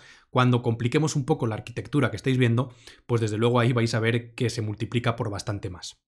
Bueno, por aquí podéis observar que está recorriendo, ¿vale? Todos los epochs, veis, epoch 1 de 10, y vamos a esperar a que termine de recorrer, pues veis que son 148 batches, concretamente pues en este caso como nuestro conjunto de datos estaba formado por lotes, lo que está haciendo es que carga un batch que lo procesa, como os digo, simultáneamente, por decirlo así. Realmente lo que hace es que actualiza el valor de los parámetros para cada uno de los batches, como estáis viendo, es decir, utiliza 128 ejemplos para actualizar el valor de los parámetros y va recorriendo absolutamente todos los batches y lo va a hacer 10 veces, ¿vale? Va a recorrer el subconjunto de datos de entrenamiento 10 veces. Aquí tendríamos el epoch 1 que habría terminado y en el epoch 1 nos dice que la pérdida media, ¿vale? Porque lógicamente he ido calculando pérdida por cada uno de esos batches.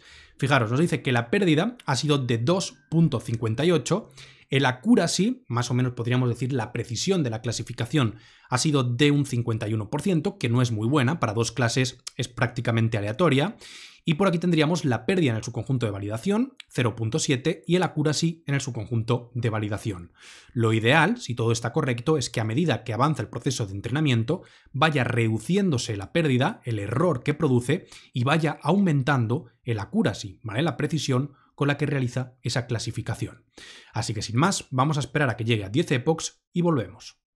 Tras unos minutos, concretamente en mi caso han sido 10 minutos, por aquí tendríamos entrenada nuestra red neuronal artificial y podemos observar que el proceso de entrenamiento ha sido correcto porque el error partió siendo 2.5 y se ha ido reduciendo prácticamente en cada uno de los epochs.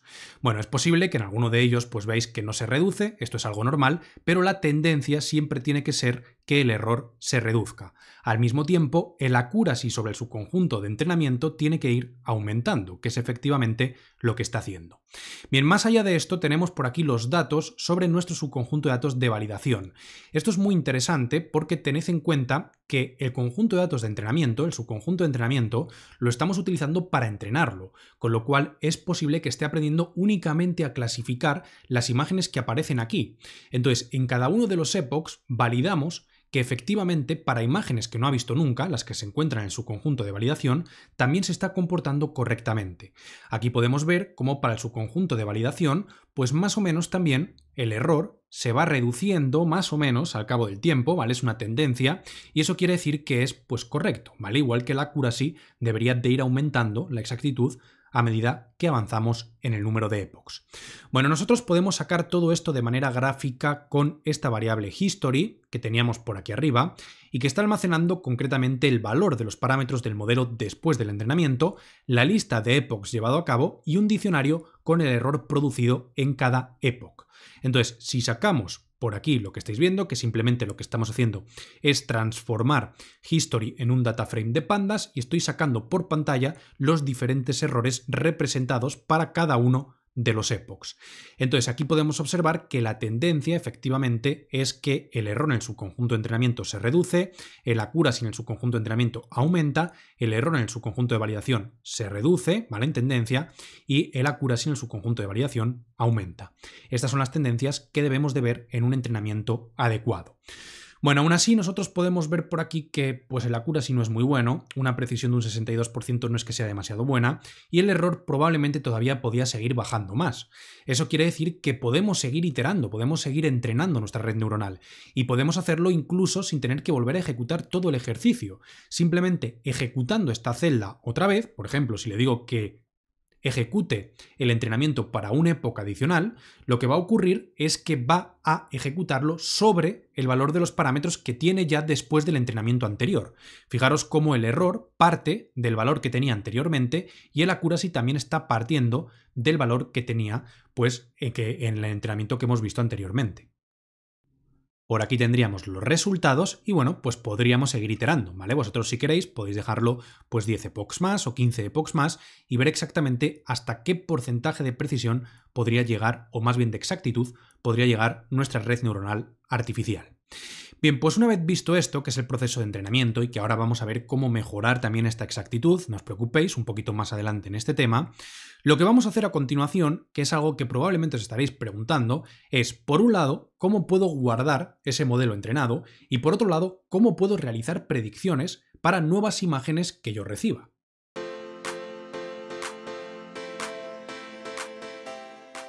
Lo primero que debemos hacer una vez que hemos entrenado nuestra red neuronal artificial profunda es almacenar el modelo entrenado en disco.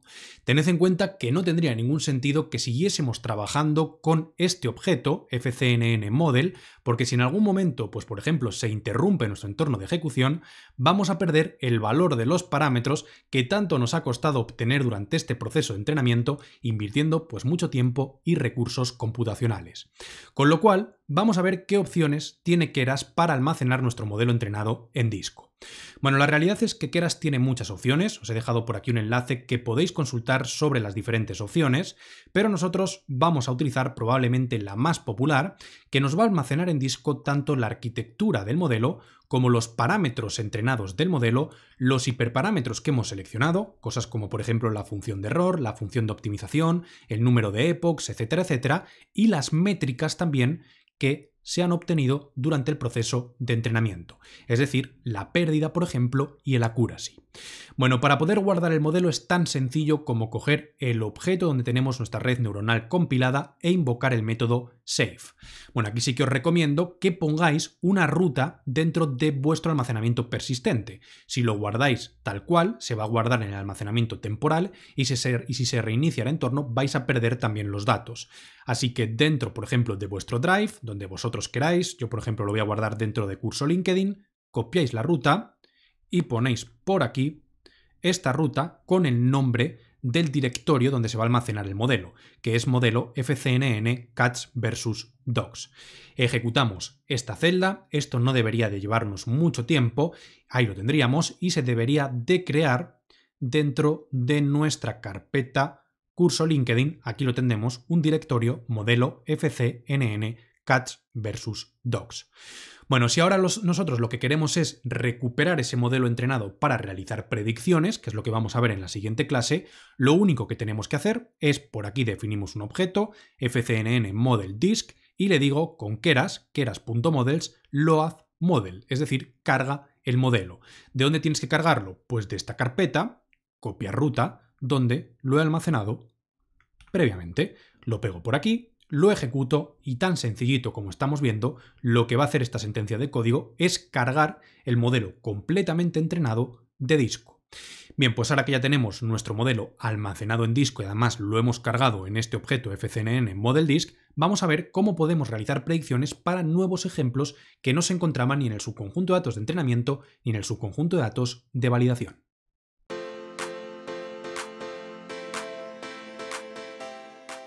Bueno, pues lo último que nos queda para completar nuestro proyecto es ver qué tal se comporta nuestro modelo para ejemplos nuevos que no ha visto nunca. Entonces vamos a realizar predicción de nuevos ejemplos y para ello voy a utilizar este objeto que había cargado de disco de ese modelo entrenado que habíamos almacenado previamente. Entonces, ¿cómo podríamos, por ejemplo, evaluar todo el conjunto de datos de pruebas? Porque al fin y al cabo nosotros hemos utilizado por aquí arriba tanto el subconjunto de datos de entrenamiento como el subconjunto de datos de validación pues durante este proceso de aprendizaje. Entonces, yo quiero ver qué tal se comporta ese modelo entrenado para datos que no ha visto nunca durante el desarrollo de todo el proyecto, que serían los datos que están en este subconjunto test dataset. Bueno, pues es muy sencillo hacerlo, simplemente con este objeto de Keras, FCNN Model, lo que podemos hacer es invocar el método evaluate y pasarle este subconjunto de datos de pruebas. Una vez que le proporcionamos el subconjunto, va a hacer una evaluación de los resultados que va a ser muy similar a la que veíamos durante el proceso de entrenamiento. Vais a ver que una vez que arranque, ahora va a utilizar el modelo que hemos cargado previamente de disco, lo que va a hacer es ir recorriendo todo el subconjunto de pruebas, que recordad que eran 19 batches, y va realizando predicciones para cada uno de esos ejemplos y nos saca por aquí las medias. Tendríamos un error medio de 0.7 y tendríamos una accuracy de 0.59. Deberíamos de observar valores bastante similares a los que teníamos por aquí arriba para el subconjunto de datos de validación. Si los valores no son similares, entonces es que está pasando algo raro, ¿vale? Se puede estar produciendo sobreentrenamiento sobre el subconjunto de datos de validación o sobre el subconjunto de datos de entrenamiento y debemos de modificar un poquito los valores, aumentar el conjunto de datos, tenemos que hacer algunos cambios adicionales. Bien, pues una vez dicho esto, y ahora que ya hemos visto qué tal se comporta, vamos a tratar de verlo de manera un poquito más gráfica. Fijaros, voy a recorrer el dataset de pruebas, el test dataset, voy a quedarme con el primer batch, voy a recorrer 9 imágenes del primer batch y para cada una de estas imágenes las voy a colocar pues, en una matriz de 9 posiciones, igual que ya hemos visto anteriormente en este proyecto, pero lo que voy a hacer para cada una de ellas es invocar mi objeto FCNN-ModelDisk, invoco este método predict que me sirve para realizar la predicción de una imagen concreta y le digo que me realice la predicción de cada una de estas 9 imágenes.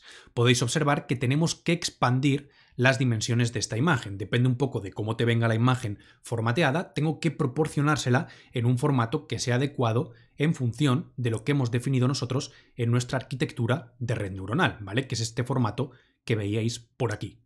Entonces la transformo en el formato adecuado, se la proporciono a este método predict, me realizará una predicción y la predicción, que esto es algo muy interesante, se corresponde con una probabilidad. Una probabilidad de que pertenezca a la clase positiva, es decir, de que pertenezca a la clase 1, que pertenezca a la clase en la que aparece un perro en la imagen. Entonces, como veis, yo saco después como título de la imagen, por un lado, la probabilidad de que pertenezca a la clase gato, a la clase 0, que sería 1 menos la predicción. ¿Vale? Fijaros que la predicción, yo me quedo con la probabilidad y la transformo en un número float, ¿vale? En un número de coma flotante y la guardo en esta variable score. Entonces hago 1 menos la predicción, me dará la probabilidad de que pertenezca a la clase negativa y si me quedo exclusivamente con lo que sería la predicción, me da la probabilidad de que pertenezca a la clase positiva. ¿Vale? Entonces tendríamos probabilidad de que pertenezca a la clase 0, gato, de que en esa imagen aparezca un gato, y probabilidad de que pertenezca a la clase 1, perro, que en esa imagen aparezca un perro. Vamos a ejecutar esta celda que tenemos por aquí y vamos a ver qué tal realiza predicciones sobre las 9 primeras imágenes de ese batch que está obteniendo de nuestro test dataset. Por aquí lo tendríamos, ¿vale? Veis que en la primera nos dice que la probabilidad de que sea un perro es de un 70%, más o menos, correcto, porque es un perro. Aquí tendríamos que la probabilidad de que fuese un perro es de un 40% y de gato de un 59%. La verdad que me cuesta hasta a mí saber exactamente qué es lo que es, pero parece un perro, parece que aquí se ha confundido. Por aquí tendríamos probabilidad de que sea un perro 82%, probabilidad de que sea un gato, fijaros, 28%, en esta se ha equivocado, claramente. Aquí también se ha equivocado, gato 33%, aquí no, gato 60%, perro 68%, correcto, perro 76%, correcto, y perro 82%, correcto. Bueno, podéis ver que se equivoca en algunas imágenes porque nuestra red, pues claro, está proporcionando al final una accuracy de un 60%, que no es que sea demasiado alto. Entonces ya hemos visto todo el proceso completo, todo el proyecto completo para poder construir una red neuronal artificial para la clasificación de imágenes. Sin embargo, sé que a alguno de vosotros se le puede haber quedado un sabor un poquito agridulce viendo los resultados que produce nuestra red neuronal artificial. Pero no os preocupéis porque todo esto está pensado para que iteremos ahora sobre cómo podemos mejorar estos resultados obtenidos. Así que vámonos con las siguientes clases en las que vamos a ver cómo podemos mejorar un poquito este proyecto y, en definitiva, entender lo que es un ciclo de desarrollo de un proyecto de Machine Learning o Deep Learning donde tenemos que iterar constantemente sobre las definiciones que hemos hecho de diferentes componentes, sobre la arquitectura que hemos definido, sobre el conjunto de datos hasta obtener resultados adecuados.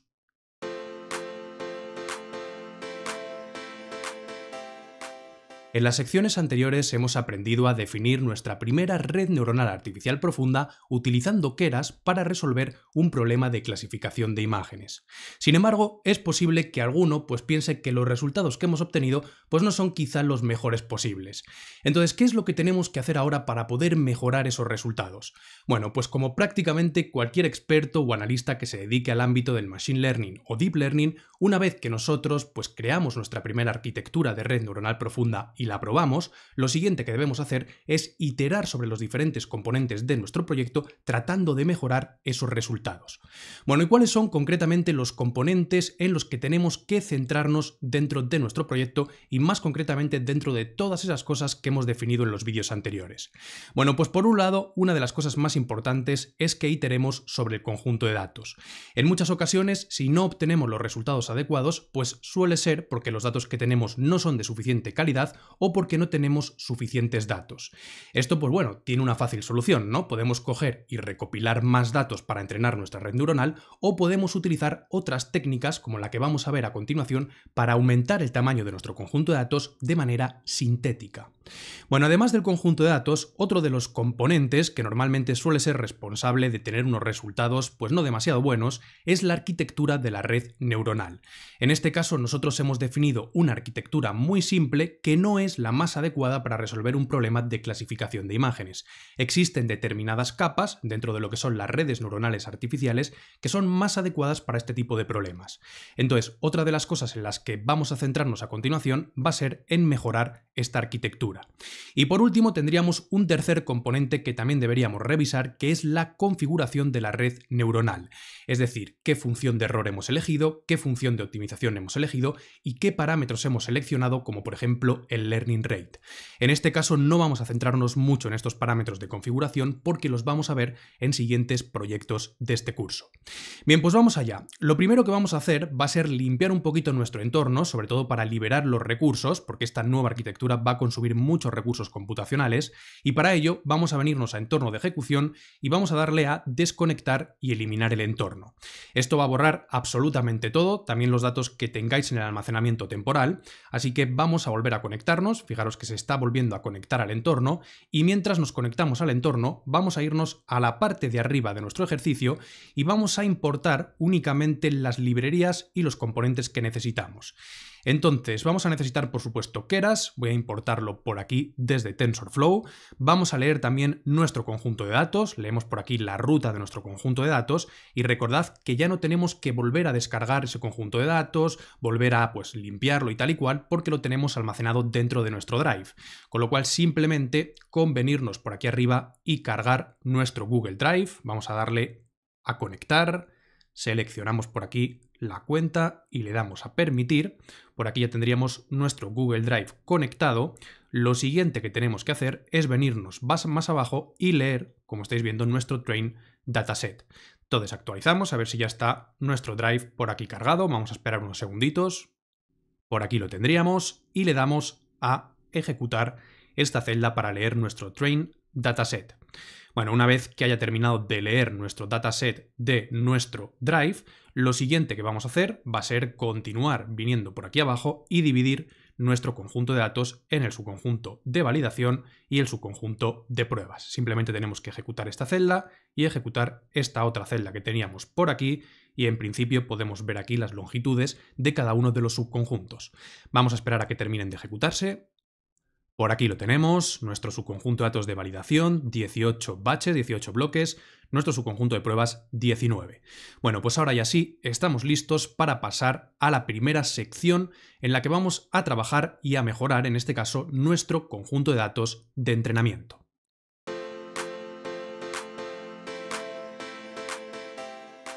Para mejorar el conjunto de datos que hemos utilizado en las secciones anteriores, vamos a utilizar una técnica muy interesante que se llama Data Augmentation, es decir, aumento de los datos. Bueno, ¿y en qué consiste esta técnica? Fijaros, esta técnica es comúnmente utilizada en aprendizaje automático y visión artificial para mejorar el rendimiento de un modelo mediante la generación de variaciones artificiales en los datos de entrenamiento. ¿Y por qué querríamos generar variaciones artificiales? Bueno, pues fijaros, el objetivo principal es ampliar el conjunto de datos de entrenamiento proporcionando más diversidad y variabilidad para que el modelo pueda aprender patrones más robustos y generalizar mejor.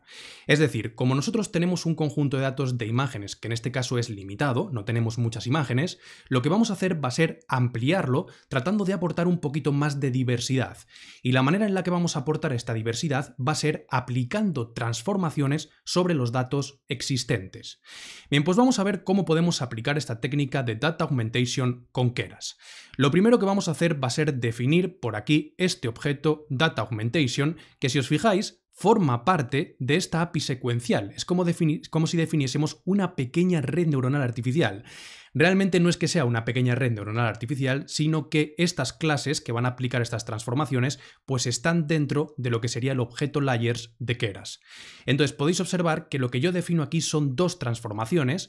Primero, una transformación que va a coger una imagen y va a hacer un rotado horizontal de la imagen, y después tengo por aquí una pequeña transformación que le va a hacer también una pequeña rotación, una rotación aleatoria a la imagen de 0.1 grados. Entonces, cuando yo defino este objeto que estáis viendo por aquí, yo puedo cogerlo, ¿vale? Data Augmentation, y aplicárselo a las imágenes de la manera en la que veis aquí abajo. Esta función, o bueno, este conjunto de líneas de código ya las hemos explicado en secciones anteriores, con lo cual tampoco voy a centrarme mucho en ellas. Lo único que estamos haciendo es recorrer tanto las imágenes como las etiquetas, que en este caso las estoy descartando, del primer batch de nuestro conjunto de datos de entrenamiento. Entonces, para cada una de estas imágenes, concretamente me voy a quedar con las 9 primeras imágenes, les voy a aplicar estas dos transformaciones que hemos visto anteriormente.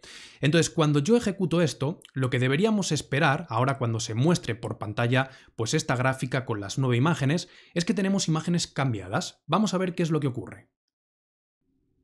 Bueno, pues aquí tendríamos los resultados. En mi caso ha tardado muchísimo, prácticamente 10 minutos, y tendríamos, como podéis observar, la misma imagen, realmente es la imagen 0 la que estamos sacando, y le estamos aplicando estas transformaciones que habíamos definido aquí arriba.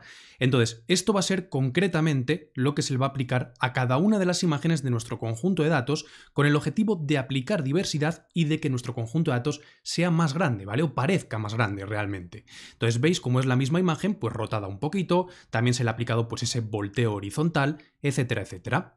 Bien, pues una vez que hemos definido las transformaciones que queremos realizar, lo siguiente que debemos hacer es aplicar este Data Augmentation sobre nuestro conjunto de datos. Para ello vamos a utilizar este método map y le indicamos que aplique este Data Augmentation sobre las imágenes de nuestro conjunto de datos. Esto que veis por aquí abajo es simplemente una sentencia para que aproveche al máximo posible nuestra GPU y así vaya pues un poquito más rápido. Entonces ejecutamos esta celda y tan sencillito como esto, vamos a ver qué sucede. Tenemos que importar TensorFlow, importante. Vamos a poner por aquí import TensorFlow as TF, lo ejecutamos y ahora ya sí tenemos añadido nuestro Data Augmentation a nuestro conjunto de datos.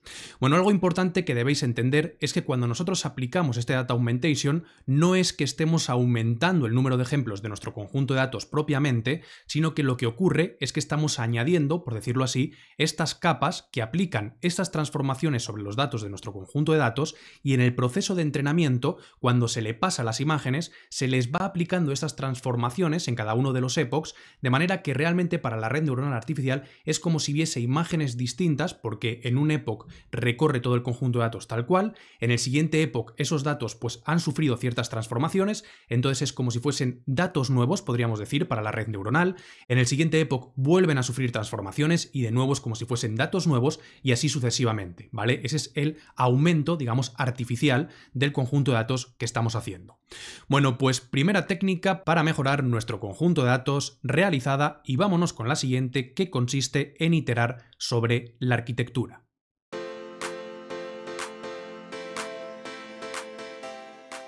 Una vez que ya hemos iterado y mejorado nuestro conjunto de datos, el siguiente componente en el que debemos centrarnos es en la arquitectura de la red neuronal artificial que hemos definido.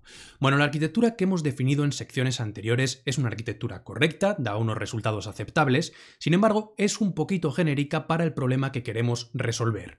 Una de las cosas que debéis comprender es que existen arquitecturas específicas para resolver tareas concretas. Estas arquitecturas específicas implementan a su vez también capas específicas que son más óptimas para diferentes problemas.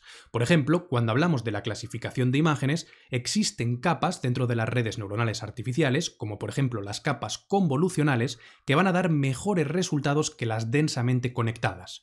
Entonces vamos allá, vamos a definir una arquitectura que es una versión reducida de una red neuronal muy popular para la clasificación de imágenes que se denomina Exception. Una de las cosas que yo recomiendo es que cuando queráis implementar una arquitectura concreta para resolver una tarea específica, busquéis artículos científicos o de investigación relacionados con ese problema, porque seguro que hay arquitecturas que son óptimas ya para resolverlo. Bueno, vamos a aprovechar que queremos pues implementar esta arquitectura más compleja también para introducir la API funcional de Keras.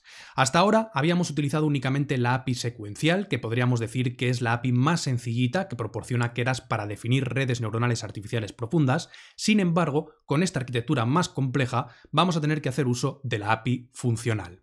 Fijaros, la API funcional es una interfaz de alto nivel que nos permite construir modelos de aprendizaje profundo de manera mucho más flexible y compleja que la API secuencial. A diferencia de la API secuencial, permite la creación de modelos con arquitecturas como por ejemplo con múltiples entradas, capas compartidas y conexiones no lineales, que es precisamente lo que va a tener nuestra red neuronal que tiene conexiones residuales.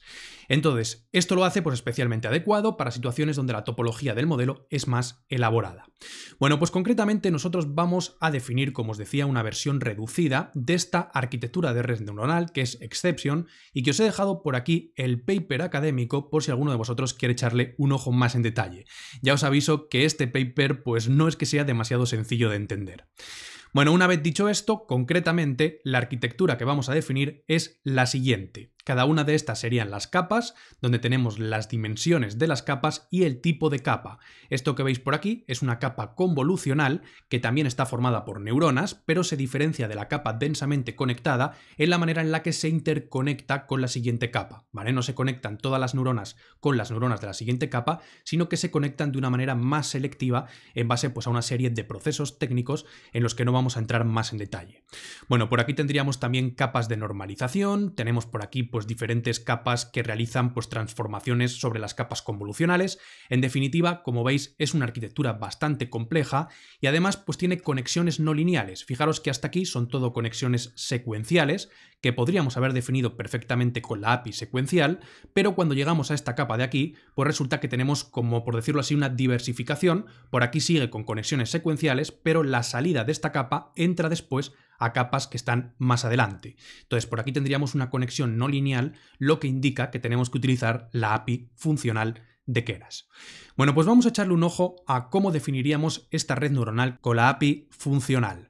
Por aquí lo que he hecho ha sido definir una función que se denomina makeModel y que va a recibir por un lado el input shape, es decir, el formato de entrada de la información que vamos a proporcionarle, que en nuestro caso es 180 por 180, son imágenes, y bueno, por 3 porque son RGB, y el número de clases, ¿vale?, que queremos predecir, en este caso clasificación binaria.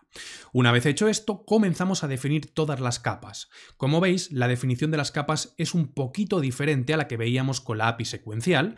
La capa de entradas es muy parecida, simplemente ponemos por aquí Keras, input y le proporcionamos el input shape, ¿vale?, la forma de entrada de nuestros datos. Bien, a continuación veis que esta entrada lo pasamos como argumento a la siguiente capa. La siguiente capa es la que hace el escalado de nuestras imágenes, ¿vale?, dividiéndolas entre 255. Veis que el output de esta capa sería este valor X, que sirve como input a la siguiente capa.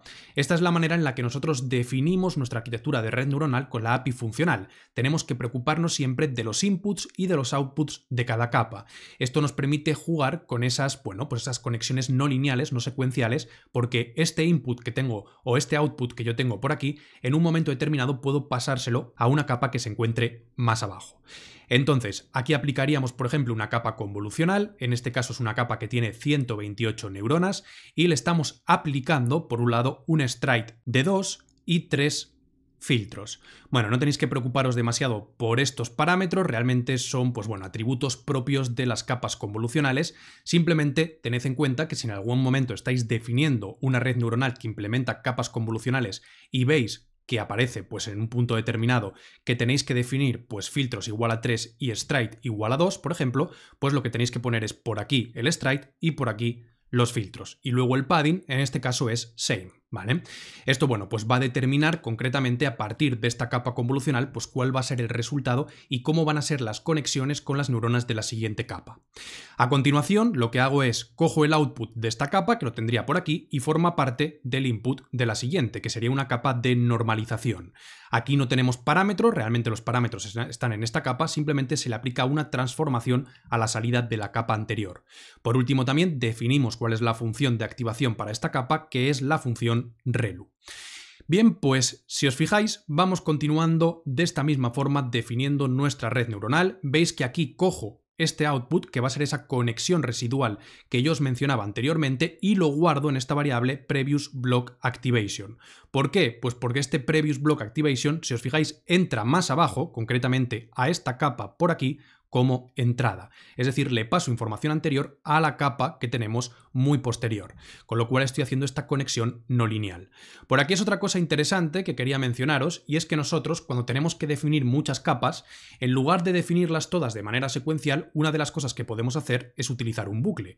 Por ejemplo, aquí lo que está haciendo es definir todas estas capas que veis aquí abajo dentro del bucle con diferentes tamaños de neuronas, ¿vale? Por aquí tendríamos, pues por ejemplo, bueno, la función de activación es relu, el output de esta capa forma parte de esta otra capa convolucional, y veis que el tamaño de esta capa convolucional, pues primero serían 256 neuronas o 728, ¿vale? La siguiente sería 512 y la siguiente 728 o 256. Entonces, iría recorriendo así todas estas capas y las iría definiendo. Entonces, al fin y al cabo es como si hubiésemos cogido esto y lo hubiésemos pegado 3 veces, una vez detrás de otra, primero con 256, luego con 518 y luego con 512 y luego con 728. En definitiva, pues por aquí está definiendo varias capas de normalización, por aquí definimos una capa de activación, otra capa convolucional, normalización, una capa de max pooling, ¿vale? Esto al final es, como os digo, pues la estructura que tiene esta red neuronal artificial, ¿vale? Esta arquitectura concreta.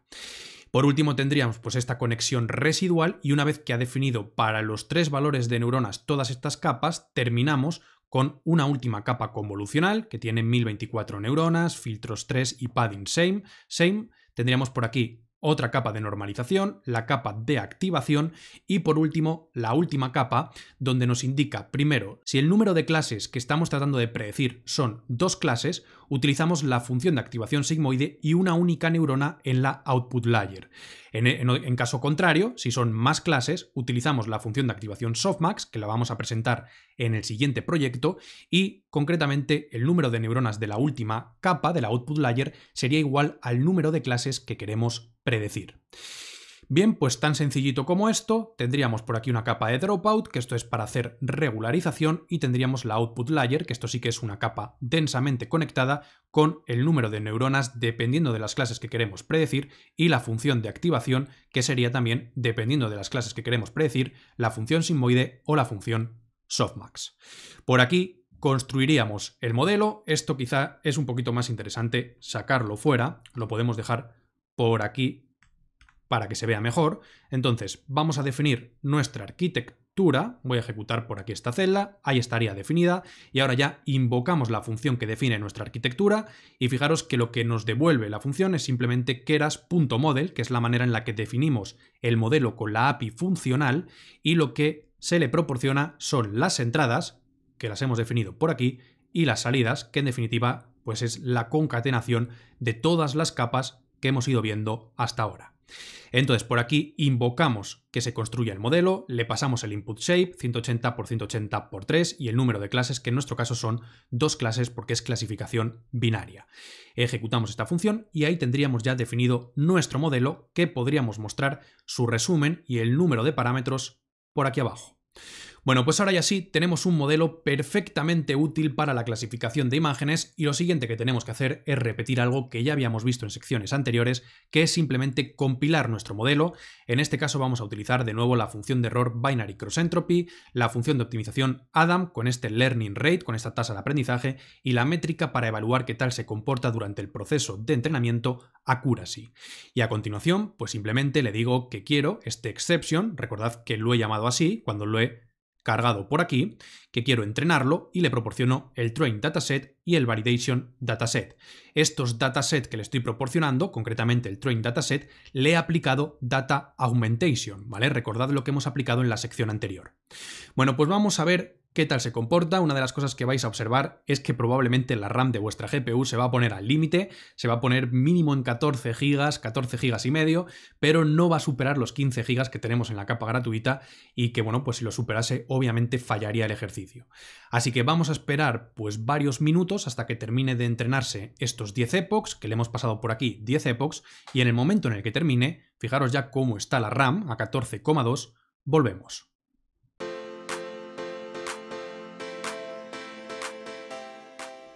Bueno, pues tras cerca de 40 minutos, por aquí tenemos nuestra red neuronal artificial completamente entrenada, en este caso para 10 epochs, y podemos observar que tenemos una accuracy en el último epoch para nuestro subconjunto de entrenamiento del 93%, 0,93, y para el subconjunto de validación del 94%.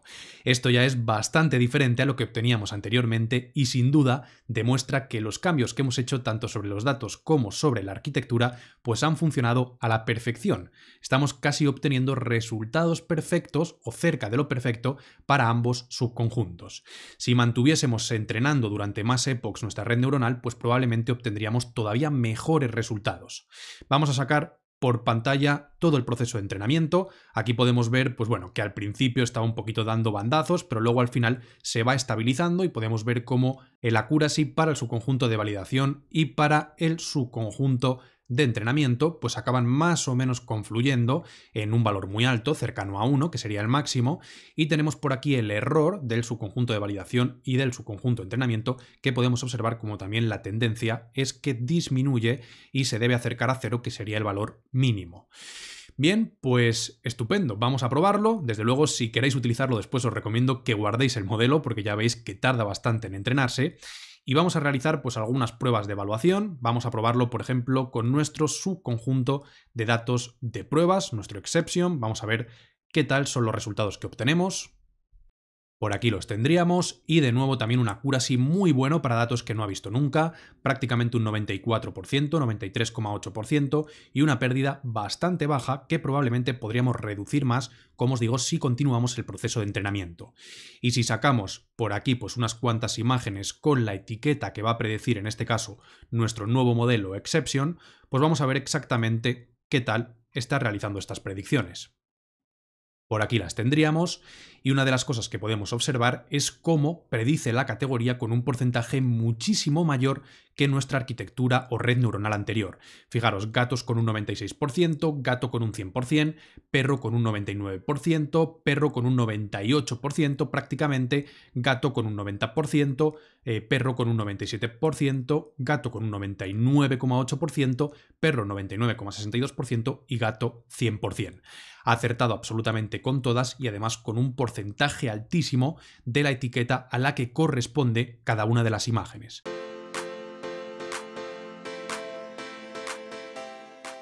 Bueno, pues ahora ya sí llegamos al final de este vídeo, que espero que os haya resultado interesante y os haya servido para comprender en qué consiste el Deep Learning y las redes neuronales artificiales. Para terminar, simplemente me gustaría deciros que si os ha gustado el vídeo lo compartáis y si estáis interesados en aprender más sobre inteligencia artificial, machine learning, inteligencia artificial generativa o cualquier tema de este tipo, os recuerdo que tenéis disponibles mis cursos con un descuento a través de mi página web engineer.education, donde vais a poder encontrar pues decenas de horas en vídeo de contenido, artículos y un montón más de recursos descargables que os van a ayudar a convertiros en expertos en esta materia. Así que sin más, muchísimas gracias a todos y nos vemos en el siguiente vídeo.